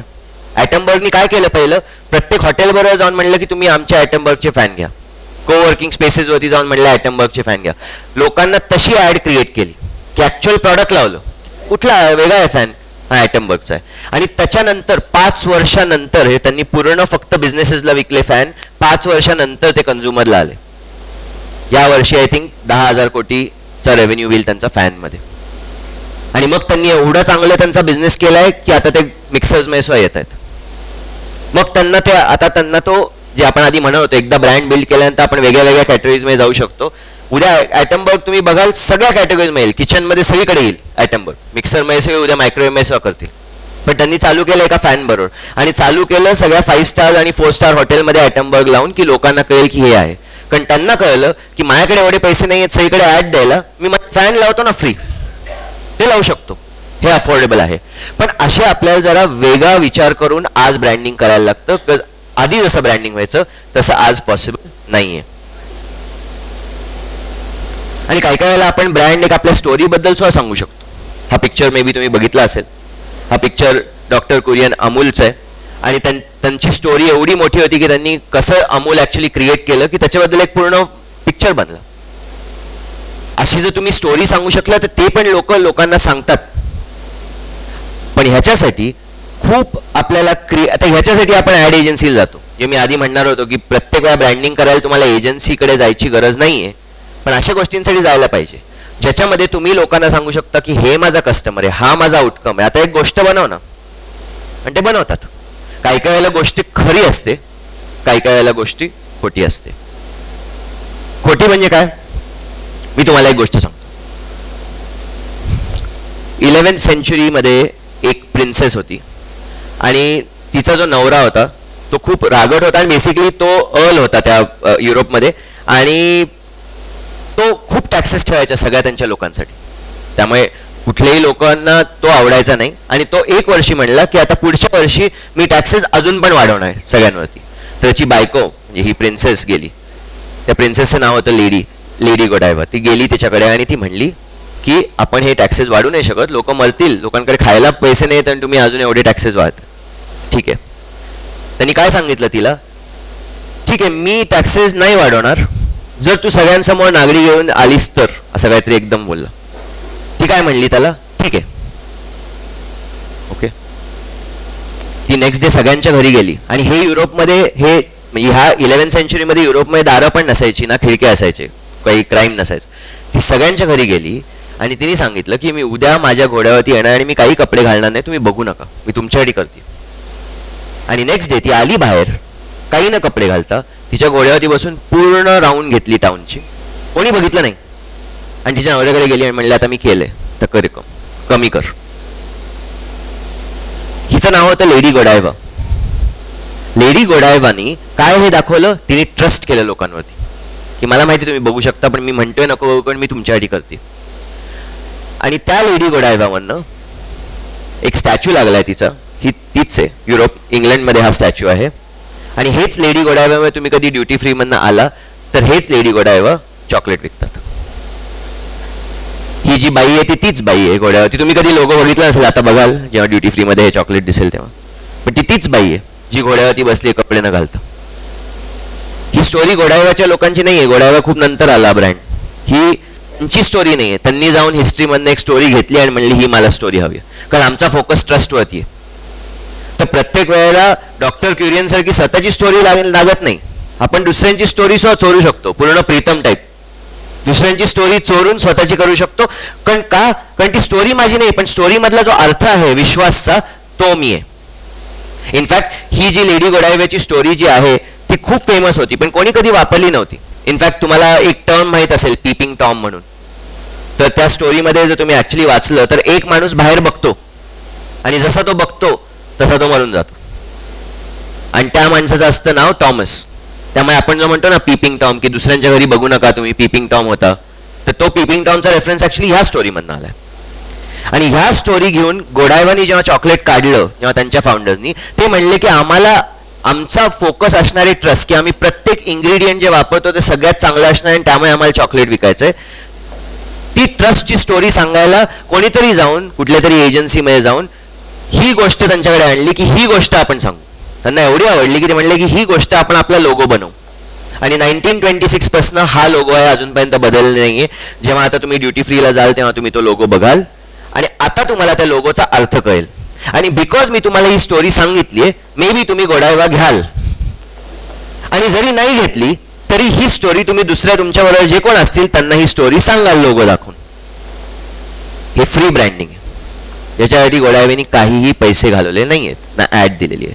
त्यांनी एक चांगली गोष्ट सांगितली जी मला आवडली, मी तुम्हाला सांगितली आणि तुम्ही लोकांना सांगणार. ह्याला ब्रँडिंग म्हणतात. हा ब्रँडिंगचा आउटकम आहे की जेव्हा मी म्हणतो आता गोडायवा तेव्हा तुम्ही 100% ऍटलिस्ट उद्या परवापर्यंत जोपर्यंत तुम्हाला ही स्टोरी लक्षात राहते तोपर्यंत तुम्ही म्हणाल अरे गोडायवा ती स्टोरी, ट्रस्ट, विश्वास. ठीक आहे, झालं ना. खूप इझिली कळलं त्यांचा आउटकम काय आहे. तर असं आपण सुद्धा करू शकतो. तर आता तुम्ही हे डिसाईड करायचं की तुम्हाला तुमच्या ब्रँडमध्ये एक्झॅक्टली काय काय बदल हवा आहे. आणि फर्स्ट जेव्हा आपण ब्रँडिंग करतो, आणि आता मी सगळ्या बिझनेसशी बोलतोय की फर्स्ट थिंग असं आहे की ब्रँडिंग म्हणजे खूप पैसे स्पेंड करणं नाहीये. हे पॉईंट नंबर 1. ब्रँडिंग म्हणजे ऍडव्हर्टायझिंग देणं नाहीये. मी तुम्हाला सगळं आतापर्यंत जे दाखवलंय, मी तुम्हाला एक पण ऍडव्हर्टाइजमेंट दाखवली नाही. मी तुम्हाला कॅरेक्टर्स दाखवले, मी तुम्हाला लोगोज दाखवले, मी कुठलंही होर्डिंग तुम्हाला दाखवलं नाही. कारण ऍडव्हर्टाइजमेंट ही आउटकम आहे. हे तुमच्याकडे जर खूप पैसे असतील तर तुम्ही करा, मग त्याच्यासाठी तुम्ही कशाला एवढा विचार करताय ब्रँड बद्दल. जस्ट सगळीकडे लावा तुमचा लोगो आणि मग होऊन जाईल. तर ह्याच्यासाठी फर्स्ट थिंग कुठल्याही बिझनेसला तुम्ही तुमच्या स्वतःबरोबर बसा आणि बघा की तुम्हाला फोकल पॉईंट काय हवाय. ट्रस्ट आहे, प्रीमियम आहे, काय आहे.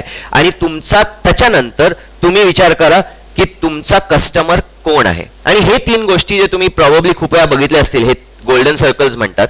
पण गोल्डन सर्कल्स तुमच्या बिझनेसचं आणि लेट्स से रिअल एस्टेट बिझनेसचं म्हणू आपण, की तुम्ही काय विकता हे फक्त एंडला आहे. तुम्ही घरं विकता किंवा ऑफिसेस विकता, पण घरं विकता.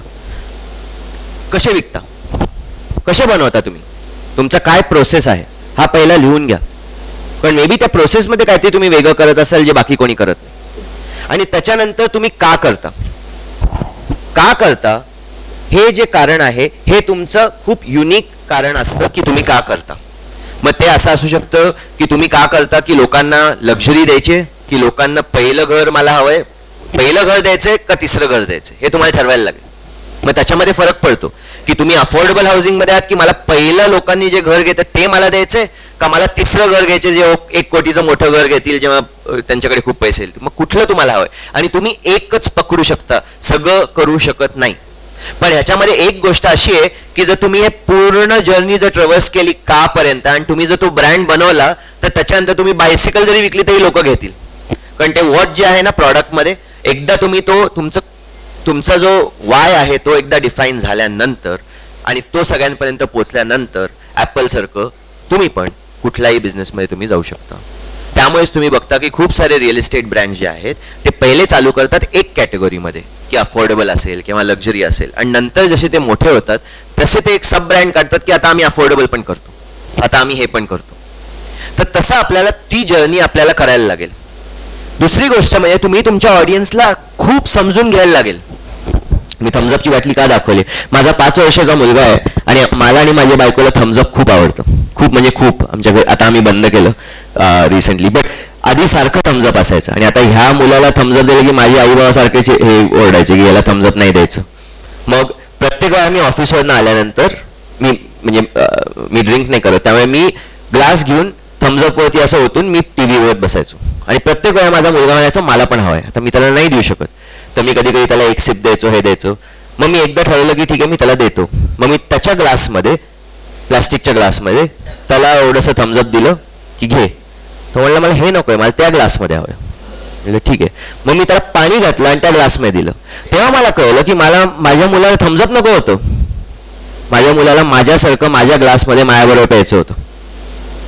हे कस्टमरला समज नाही, कारण मी सारखं वाटत होतं मला की त्याला थम्सअप हवं आहे, त्याला थम्सअप नको होतं, त्याला माझ्या त्या ग्लासच्या ग्लास बरोबर माझ्याबरोबर चीअर्स करायचं होतं. मग त्याच्यामध्ये पाणी असेल नाही तर काही असेल, पण तो आपल्याला त्याचं जे आहे ते आपल्याला समजून घ्यायला लागेल कस्टमरचं. आणि जसं तुम्हाला सुद्धा तुमच्या कस्टमरसाठी ते समजून घ्यायला लागेल. पण at the end of the day ब्रँडिंगमध्ये सुद्धा एक प्रॉबॅबिलिटी असते. ब्रँडिंग एक हे नाही आहे इक्वेशन की हे जर तुम्ही केलं तर 100% तुमचा बिझनेस सक्सेसफुल. असं होऊ शकतं की एवढे सगळे पैसे घालून सुद्धा ब्रँडिंग काय काय वेळेला चालत नाही. याच्यासाठी तुम्ही काय करता आणि ब्रँडिंग काय करतं तुमच्या बिझनेससाठी की तुमचा कस्टमर, जो तुमचा कस्टमर तुम्ही डिफाईन केलाय तो तुमच्याकडनंच घेईल याची प्रॉबॅबिलिटी वाढवतो, शक्यता वाढवतो. हे असं नाही की तो घेणारच. त्यामुळे ब्रँडिंग एक गॅम्बल आहे. आणि जेव्हा तुम्ही इकडचे जे बिझनेस असतील, जर तुम्ही ब्रँडिंगमध्ये पैसे इन्व्हेस्ट करणार असाल तर तुम्हाला हे माहीत पाहिजे की हे ब्रँडिंगचे पैसे मी इन्व्हेस्ट करतोय, कुठे ना कुठे याची व्हॅल्यू येणार आहे, पण असं नाही की उद्याच येईल. कारण हे सगळ्यात मोठी चूक असतात की लोक म्हणतात की अरे मी मागच्या वर्षी 10 लाख रुपये खर्च केलं, काही मला दिसत नाही. असे काही काही ब्रँड्स आहेत ते वर्षानुवर्ष कोटी रुपये खर्च करतात, त्यांना अजूनपर्यंत काही दिसलं नाही, पण त्यांना माहिती जेव्हा होईल तेव्हा ते मोठं होईल. कारण जस्ट लाईक आपण एका म्युच्युअल फंडमध्ये पैसे टाकत राहतो, त्याचा इंटरेस्ट वाढत राहतो आणि मग एकदम मोठी फिगर होते. तसंच ब्रँडची सुद्धा मोठी फिगर होते. तुमची प्रॉबॅबिलिटी सक्सेसची वाढत राहते प्रत्येक वेळेला तुम्ही ब्रँडिंग करताना. आणि ब्रँडिंग प्रत्येक गोष्टीमध्ये असतं. आता जेव्हा आपण ईमेल लिहितो, आता मी लोकांना सांगतो की ब्रँडिंग म्हणजे प्रत्येक आपल्या बिहेवियरमध्ये सुद्धा असतं. तर बिहेवियर म्हणजे काय, काही काही क्लायंट्स मला असे मेल लिहितात अनिरुद्ध कॉमा, काही काही डिअर अनिरुद्ध लिहितात. तुम्ही जर कधी ईमेल वाचलं किंवा एक मेसेज वाचला तेव्हा काही काही वेळेला स्ट्रेट असं जेव्हा आपल्याला कोणी बोलतं तेव्हा आपण मेसेज जेव्हा वाचतो तेव्हा आपल्या डोक्यामध्ये कसं ते बोलले असतील त्याच्याप्रमाणे वाचतो. तर मी जर असं नुसतं तुम्हाला लिहिलं श्रीनिवास सर, मी तुम्हाला लिहिलं श्रीनिवास हे करा, तर तुम्हाला ते जरा वेगळं वाटेल, असं का बोलतोय. पण म्हणलं सर तुम्ही असं करा, तर तुम्हाला वेगळं तेच मेसेज आहे. पण त्याच्यामध्ये हे जे आहे छोट्या छोट्या गोष्टी की आपले एम्प्लॉईज ईमेल्स कसे लिहितात, त्यामुळे मी हे कारण दिलं की छोट्या छोट्या गोष्टी की आपले लोक ईमेल्स कसे देतात. कोणी आपल्या ऑफिसमध्ये आल्यानंतर त्यांना विचारलं जातं का की चहा पाणी हवं आहे का. आणि मी हे खूप बघतो, कारण मी एका इंडस्ट्रीमध्ये की मला हजारो कस्टमरच्या समोर जायला लागतं. त्यामुळे तुम्हाला खूप असे वेगवेगळे सांगू शकतो की एक कस्टमर जे आहेत जे प्रत्येक वेळेला पहिलं विचारतात पाणी हवं आहे का नाही. काही काही कस्टमर ते पाणी एंडपर्यंत विचारत नाहीत, मला विचारायला लागतं की यार पाणी दे. हे पण छोटे छोटे गोष्टी आहेत ज्याच्यामधनं ब्रँड क्रिएट होतो. आणि हे जे आहे आपण कसं ऍक्ट करतो, आपल्या स्वभाव आणि आपला जो वागणूक आहे त्याच्यामधनं जो ब्रँड क्रिएट होतो तोच ऍक्च्युली खरा ब्रँड आहे. हा शेवटचा मी तुम्हाला एक टिप देतोय की जेव्हा आपण ब्रँडिंग करतो तेव्हा आपल्याला कसं करायला लागतं. फॉर एक्झाम्पल मी तुम्हाला ट्रायडंट मध्ये सांगितलं फळं ठेवतात एक्सेट्रा. हे माया जे आहे ना तो एक ॲक्रोनिम आहे जो ॲडव्हर्टायझिंगमध्ये वापरला जातो, खूप वेगळ्या वेगळ्या फील्ड्समध्ये वापरला जातो. माया म्हणजे मोस्ट ॲडव्हान्स्ड येट एक्सेप्टेबल. म्हणजे तुम्ही किती वेगळं तुमचं करू शकता येट त्या कॅटेगरीमध्ये राहू शकता. ब्रँडिंगमध्ये 2 वेगळे, थोडं मी टेक्निकल बोलतोय पण 2 वेगळे प्रकार असतात ब्रँडिंगमध्ये. एक म्हणतात पॉईंट्स ऑफ डिफरन्स की कसे आपण वेगळे आहोत, आणि एक म्हणतात पॉईंट्स ऑफ पॅरिटी म्हणजे कसे आपण सेम आहोत. आपल्या बिझनेसमध्ये आपल्याला खूप प्रयत्न करायला लागतो की आपण वेगळं होऊन आपली कॅटेगरीज नाही सोडत. की तुम्ही एवढं काहीतरी वेगळं करता की तुमची कॅटेगरीज नाही राहिली. Correct. For example real estate मी म्हणलं आता मी एकदम वेगळं करणार की माझ्या आणि हे काही काही रिअल इस्टेटचे ब्रँड्स करतात की मी आता घरं नाही विकणार, मी इन्व्हेस्टमेंट विकणार. म्हणजे काय की तुम्ही माझं घर घेतलं तर मी 10 वर्ष तुम्हाला रेंटल फ्री देणार, रेंटल देणार तुम्हाला परत.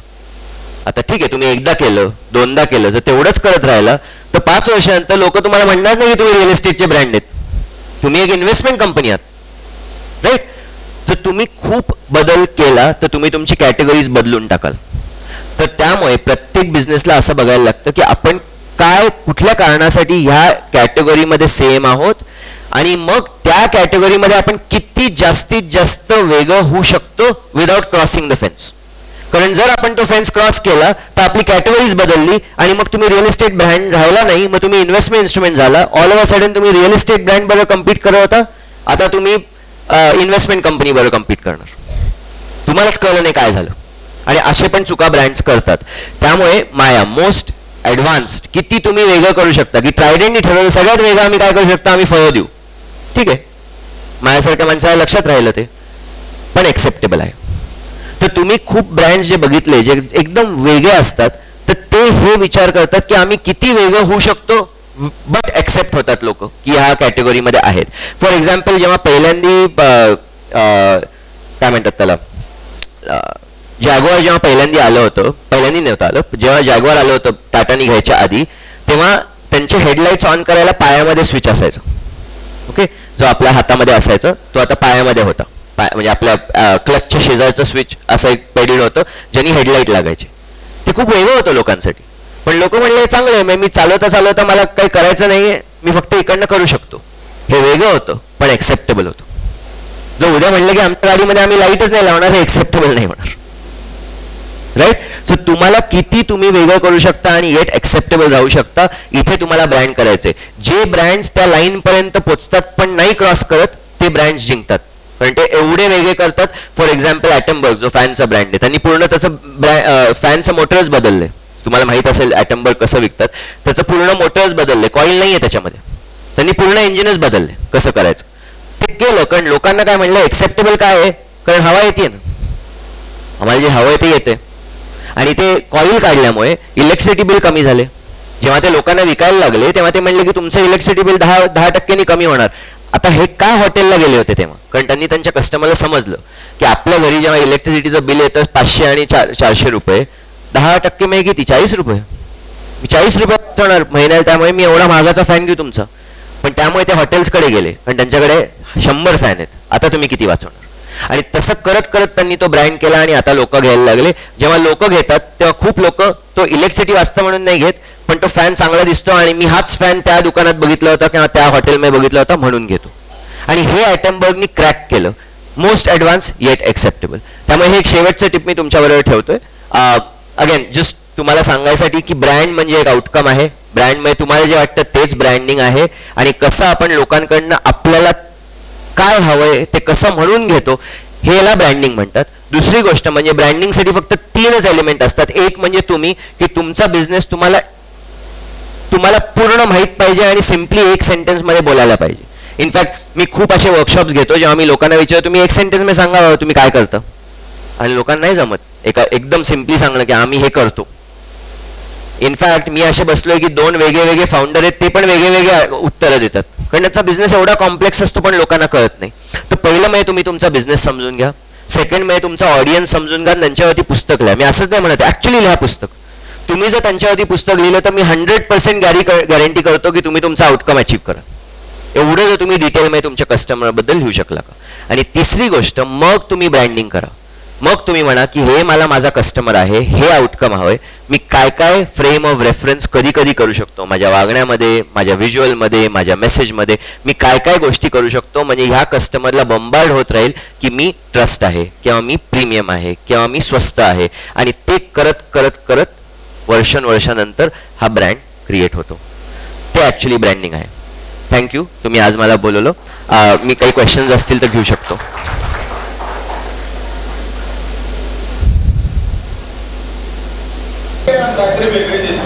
हो आणि सरांचं जे चाललं होतं कॉन्व्हर्सेशन ते असं वाटलं की फक्त एक पुढच्या 4 लाईनीसाठीच आहे. म्हणजे मी सांगतो म्हणून वाईट वाटून घेऊ नका, फक्त पुढच्या आम्ही सगळेजण हे ब्रँडिंग ऐकायला आलो होतो. आम्ही पण बिझनेस करतो, गर्दी आहेत आम्ही इथं सगळे जे गोष्टी आहेत त्या ऐकण्यासाठीच येतो. पण ही गर्दी लोकांनी एवढी केली की शक्यतो ज्यांना वाटतंय चांगलं तरी द्यावं. माझी एक रिक्वेस्ट आहे. बरं आता तो भाग जाऊ दे. ब्रँडिंग टिकवण्यासाठी काय केलं पाहिजे?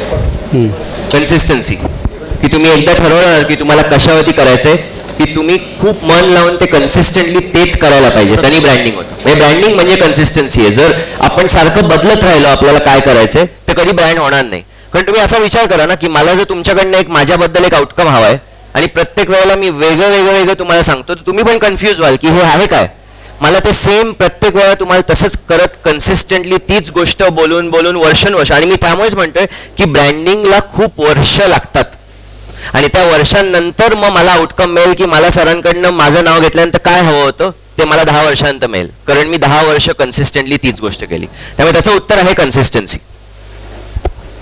Yes sir. सर बोला.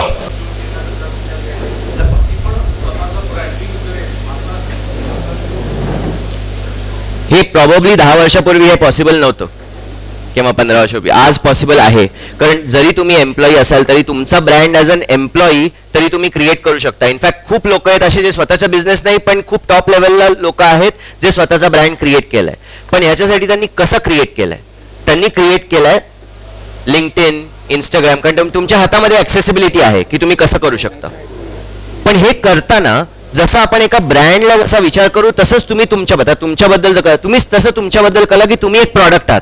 मग तुम्हाला काय आउटकम हवं आहे, तुमचा ऑडियन्स काय आहे की जे लोक मला हायर करणार आहेत किंवा माझे जे कंपनी जिथे मी जॉब करणार आहे मग त्यांना ते माझ्याबद्दल काय बोलायला पाहिजे, मग त्याच्यासाठी मी काय फ्रेम ऑफ रेफरन्स करायला पाहिजे. फॉर एक्झाम्पल जर मला म्हणायचं जर तुम्हाला म्हणायचं असेल की मी खूप टेक्निकली साऊंड आहे, लेट्स से IT मध्ये आहात आणि मी खूप टेक्निकली साऊंड आहे, मग तुम्ही तुमच्या लिंक्डइनवरती टेक्निकली साऊंड कॉन्टेंट जर करत राहिला तर लोकांना ते कळेल की हा माणूस खूप टेक्निकली साऊंड. तसं yes. Sorry sir. Brand ambassador. Brand ambassador माझ्यासाठी म्हणजे तुम्ही मला हा प्रश्न विचारला, मी खूप ब्रँड अँबॅसेडरमध्ये बिलीव्ह नाही करत. कारण ब्रँड अँबॅसेडरसाठी खूप पैसे जातात आणि जो अवेअरनेस आपल्याला आधी मिळायचा जेव्हा आपण मीडिया विकत घेऊन सनफिशची ॲड शाहरुख बरोबर टाकू शकलो ते आता नाही आहे. बिकॉज लोक पेपर पण वाचत नाही आहेत. आपला कस्टमर पेपर पण वाचत नाही, खूप लोकांच्याकडे पेपर पण नाही आहेत. मग अँबॅसेडर का घ्यायला पाहिजे? जेव्हा कॅडबरीचं क्रायसिस झालं आणि त्यांनी अमिताभ बच्चनला घेतलं बिकॉज अमिताभ बच्चन लोक ट्रस्ट करतात, हे खरं अँबॅसेडर आणि हे ते इन्व्हेस्टमेंट आहे वर्थ. पण तुम्ही असंच अँबॅसेडर घेतला, कारण मला वाटतं की अँबॅसेडर घेतल्यानंतर माझे सेल्स वाढतील, हे आता होणार नाही. फॉर एक्झाम्पल 2017 का 18 जेव्हा शाहरुख खानला सनफिशनी घेतलं होतं तेव्हा त्यांचे सेल्स वरती गेले होते 60% 70%. आणि प्रत्येक ब्रँडला जेव्हा अँबॅसेडर घेतात तेव्हा थोडा एक शॉर्ट टर्म त्यांना एक हे मिळतो. पण तो अगेन फ्रेम ऑफ रेफरन्स काय आहे की तो जो माणूस आहे किंवा ती बाई आहे जी अँबॅसेडर आहे ती तुमच्या ब्रँडबद्दल जो तुमचा फोकस एरिया होता जो आधी म्हणला ट्रस्ट का स्वस्त का प्रीमियम तुम्ही काय म्हणताय तर तो आहे का?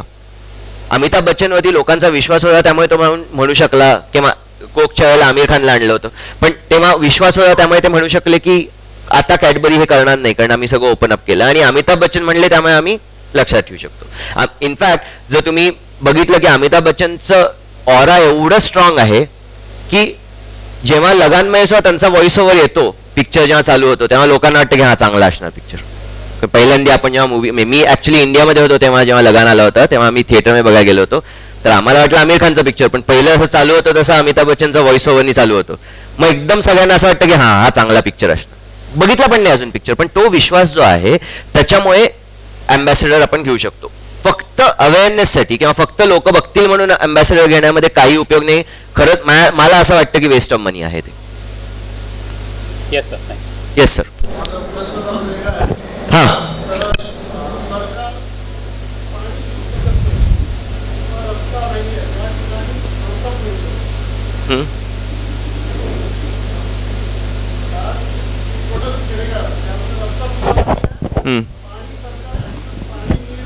बरोबर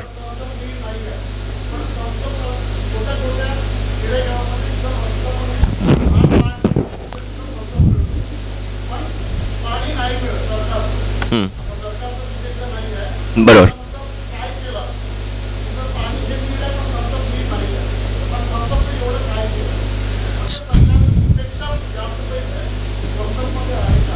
मला थम्सअप असं एवढं आवडतं की थम्सअप प्रॉडक्ट असं आहे की एकदा पहिल्यांदा सारखं वाटतं. पण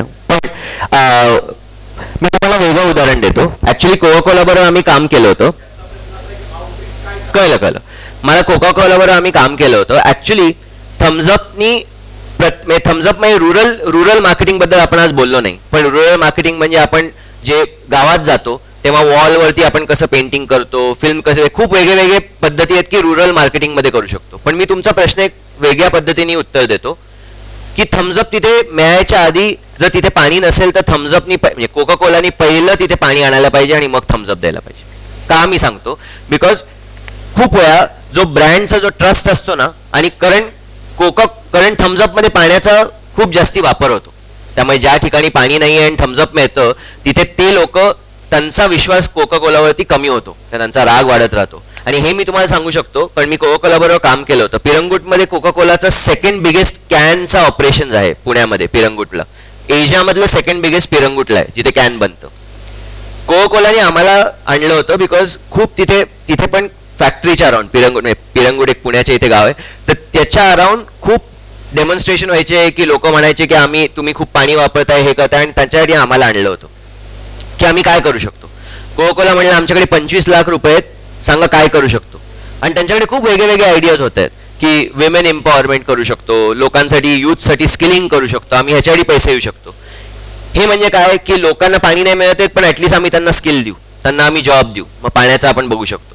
याच्यापेक्षा आम्ही जाऊन त्या विलेजर्सशी ऍक्च्युली बोललो. म्हणजे मी स्वतः गेलो होतो बोलायला तेव्हा, कारण मी तेव्हा जस्ट चालू केलं होतं माझं करिअर. आम्ही सगळ्यांशी बोललो आणि ते विलेजर्स काय म्हणले की कोका कोलाचा जो प्लांट आहे तो सगळ्यात जास्ती पाणी खेचतो, आम्हाला पाणी मिळत नाही दिवसेंदिवस, तर त्याच्यासाठी आम्हाला काय हवंय, एक वॉटर टँकर लावा जिथे आमच्या एरियासाठी तेवढं पाणी होईल आणि मग त्याच्यानं तुम्ही वापरा तुम्हाला जेवढं हवं तेवढं. कोका कोलानी 25 लाख रुपये इयरमार्क केले होते या ऍक्टिव्हिटीसाठी. आम्ही 5,000 रुपयाचे टँकर, 5,000 रुपयाचे वॉटरचे मोठे टँकर असे आम्ही 10 लावले. 50,000 रुपयामध्ये पूर्ण, आणि सगळे खुश. त्यामुळे तुमचा जो प्रश्न आहे की थम्सअप तिथे कसा पोचला आता मला माहित नाही कारण तुम्ही कुठल्या गावाबद्दल बोलताय, पण जर थम्सअप असं एक प्रॉडक्ट असेल ज्याच्याने सगळं पाणी ते वापरलं जातं आणि त्या गावामध्ये पाणी मिळत नसेल तर हा विचार थम्सअपला करायला पाहिजे. कारण जसं इयर ऑन इयर कन्सिस्टंटली जसा ब्रँड बनतो तसा कन्सिस्टंटली ब्रँड इरोड पण होतो. हे छोटे गोष्टी होऊन लोकांना कोका कोलावरती राग येईल पुढे जाऊन की यार आम्हाला पाणी नाही प्यायला आणि तुम्ही इथे थम्सअप विकता, आणि हे कधी ना कधी हा प्रॉब्लेम होईल. आजच्या काळी तर डेफिनेटली. येस.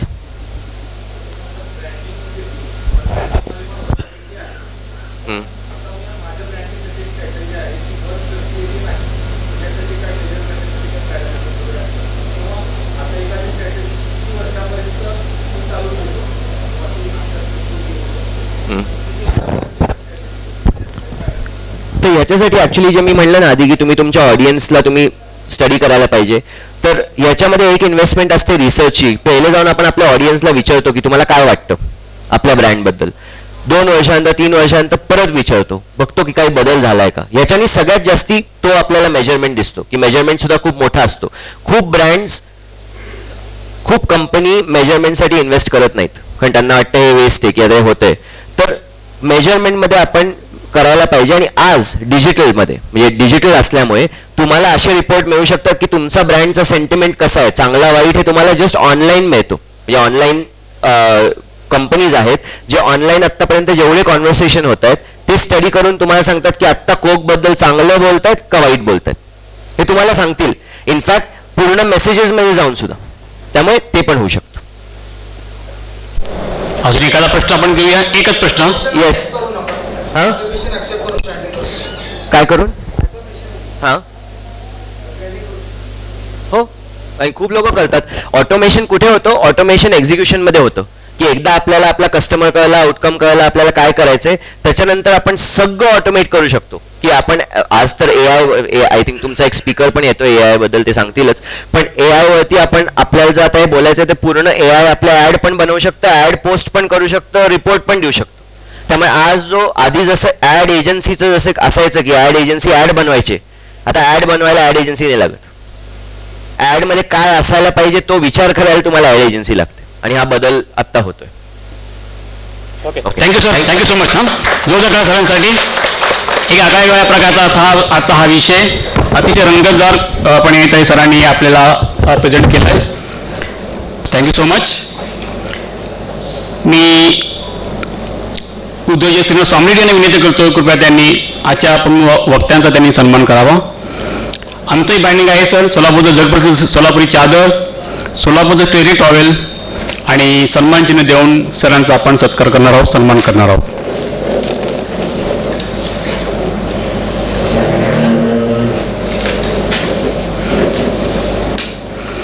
सोलापूरची उबदार आठवण पुणेकरांसाठी.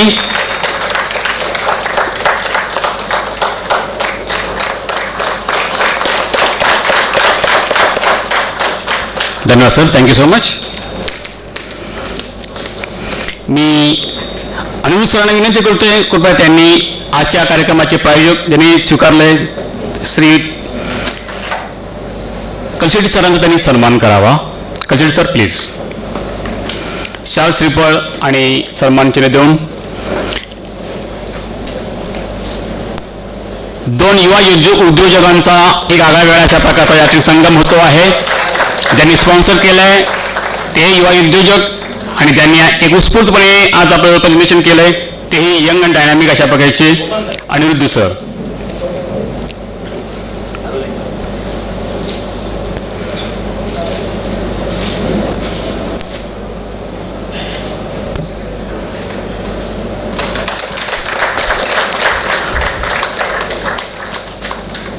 धन्यवाद सर.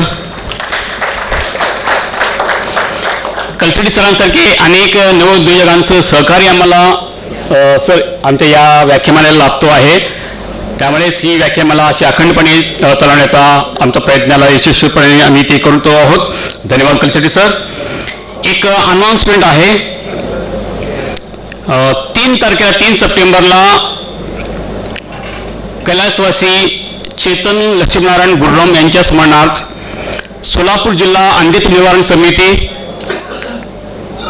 सिव्हिल हॉस्पिटल सर्वोपचार रुग्णालय, श्री पंचमुखी हनुमान देवस्थान कमिटी आणि रोटरी क्लब सोलापूर MIDCच्या माध्यमातून एक मोफत मोतीबिंदू शस्त्रक्रिया शिबिर आम्ही आयोजित करतो आहोत.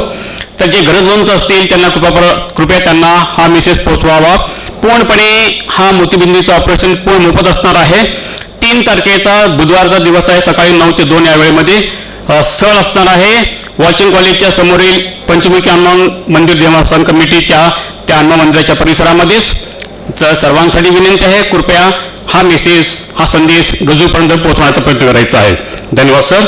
आणि उद्याचा अतिशय वेगळ्या प्रकारचा सरांच्या बोलण्यामध्ये सतत ट्रम्प आणि टेरिफचा विषय निघाला होता आणि अतिशय ज्वलंत असा हा विषय आहे. आणि उद्याचा जो व्याख्यानाचा विषय असणार आहे ट्रम्प, टेरिफ आणि भारत.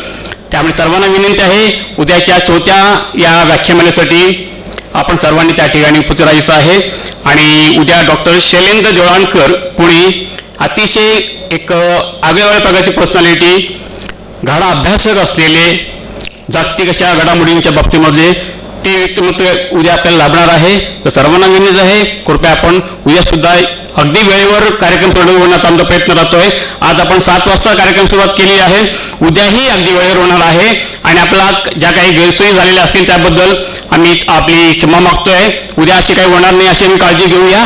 काही गोष्टी होऊ शकतात, नाईलाज असतं, पण सर्वांना घेऊन आपण सामोरं घेऊन आपण जाणार आहोत. त्या ठिकाणी पुन्हा एकदा आपल्या सहकार्याची आम्हाला अपेक्षा आहे. उद्याही या संख्येने आपण उपस्थित राहाल अशी विनंती आहे.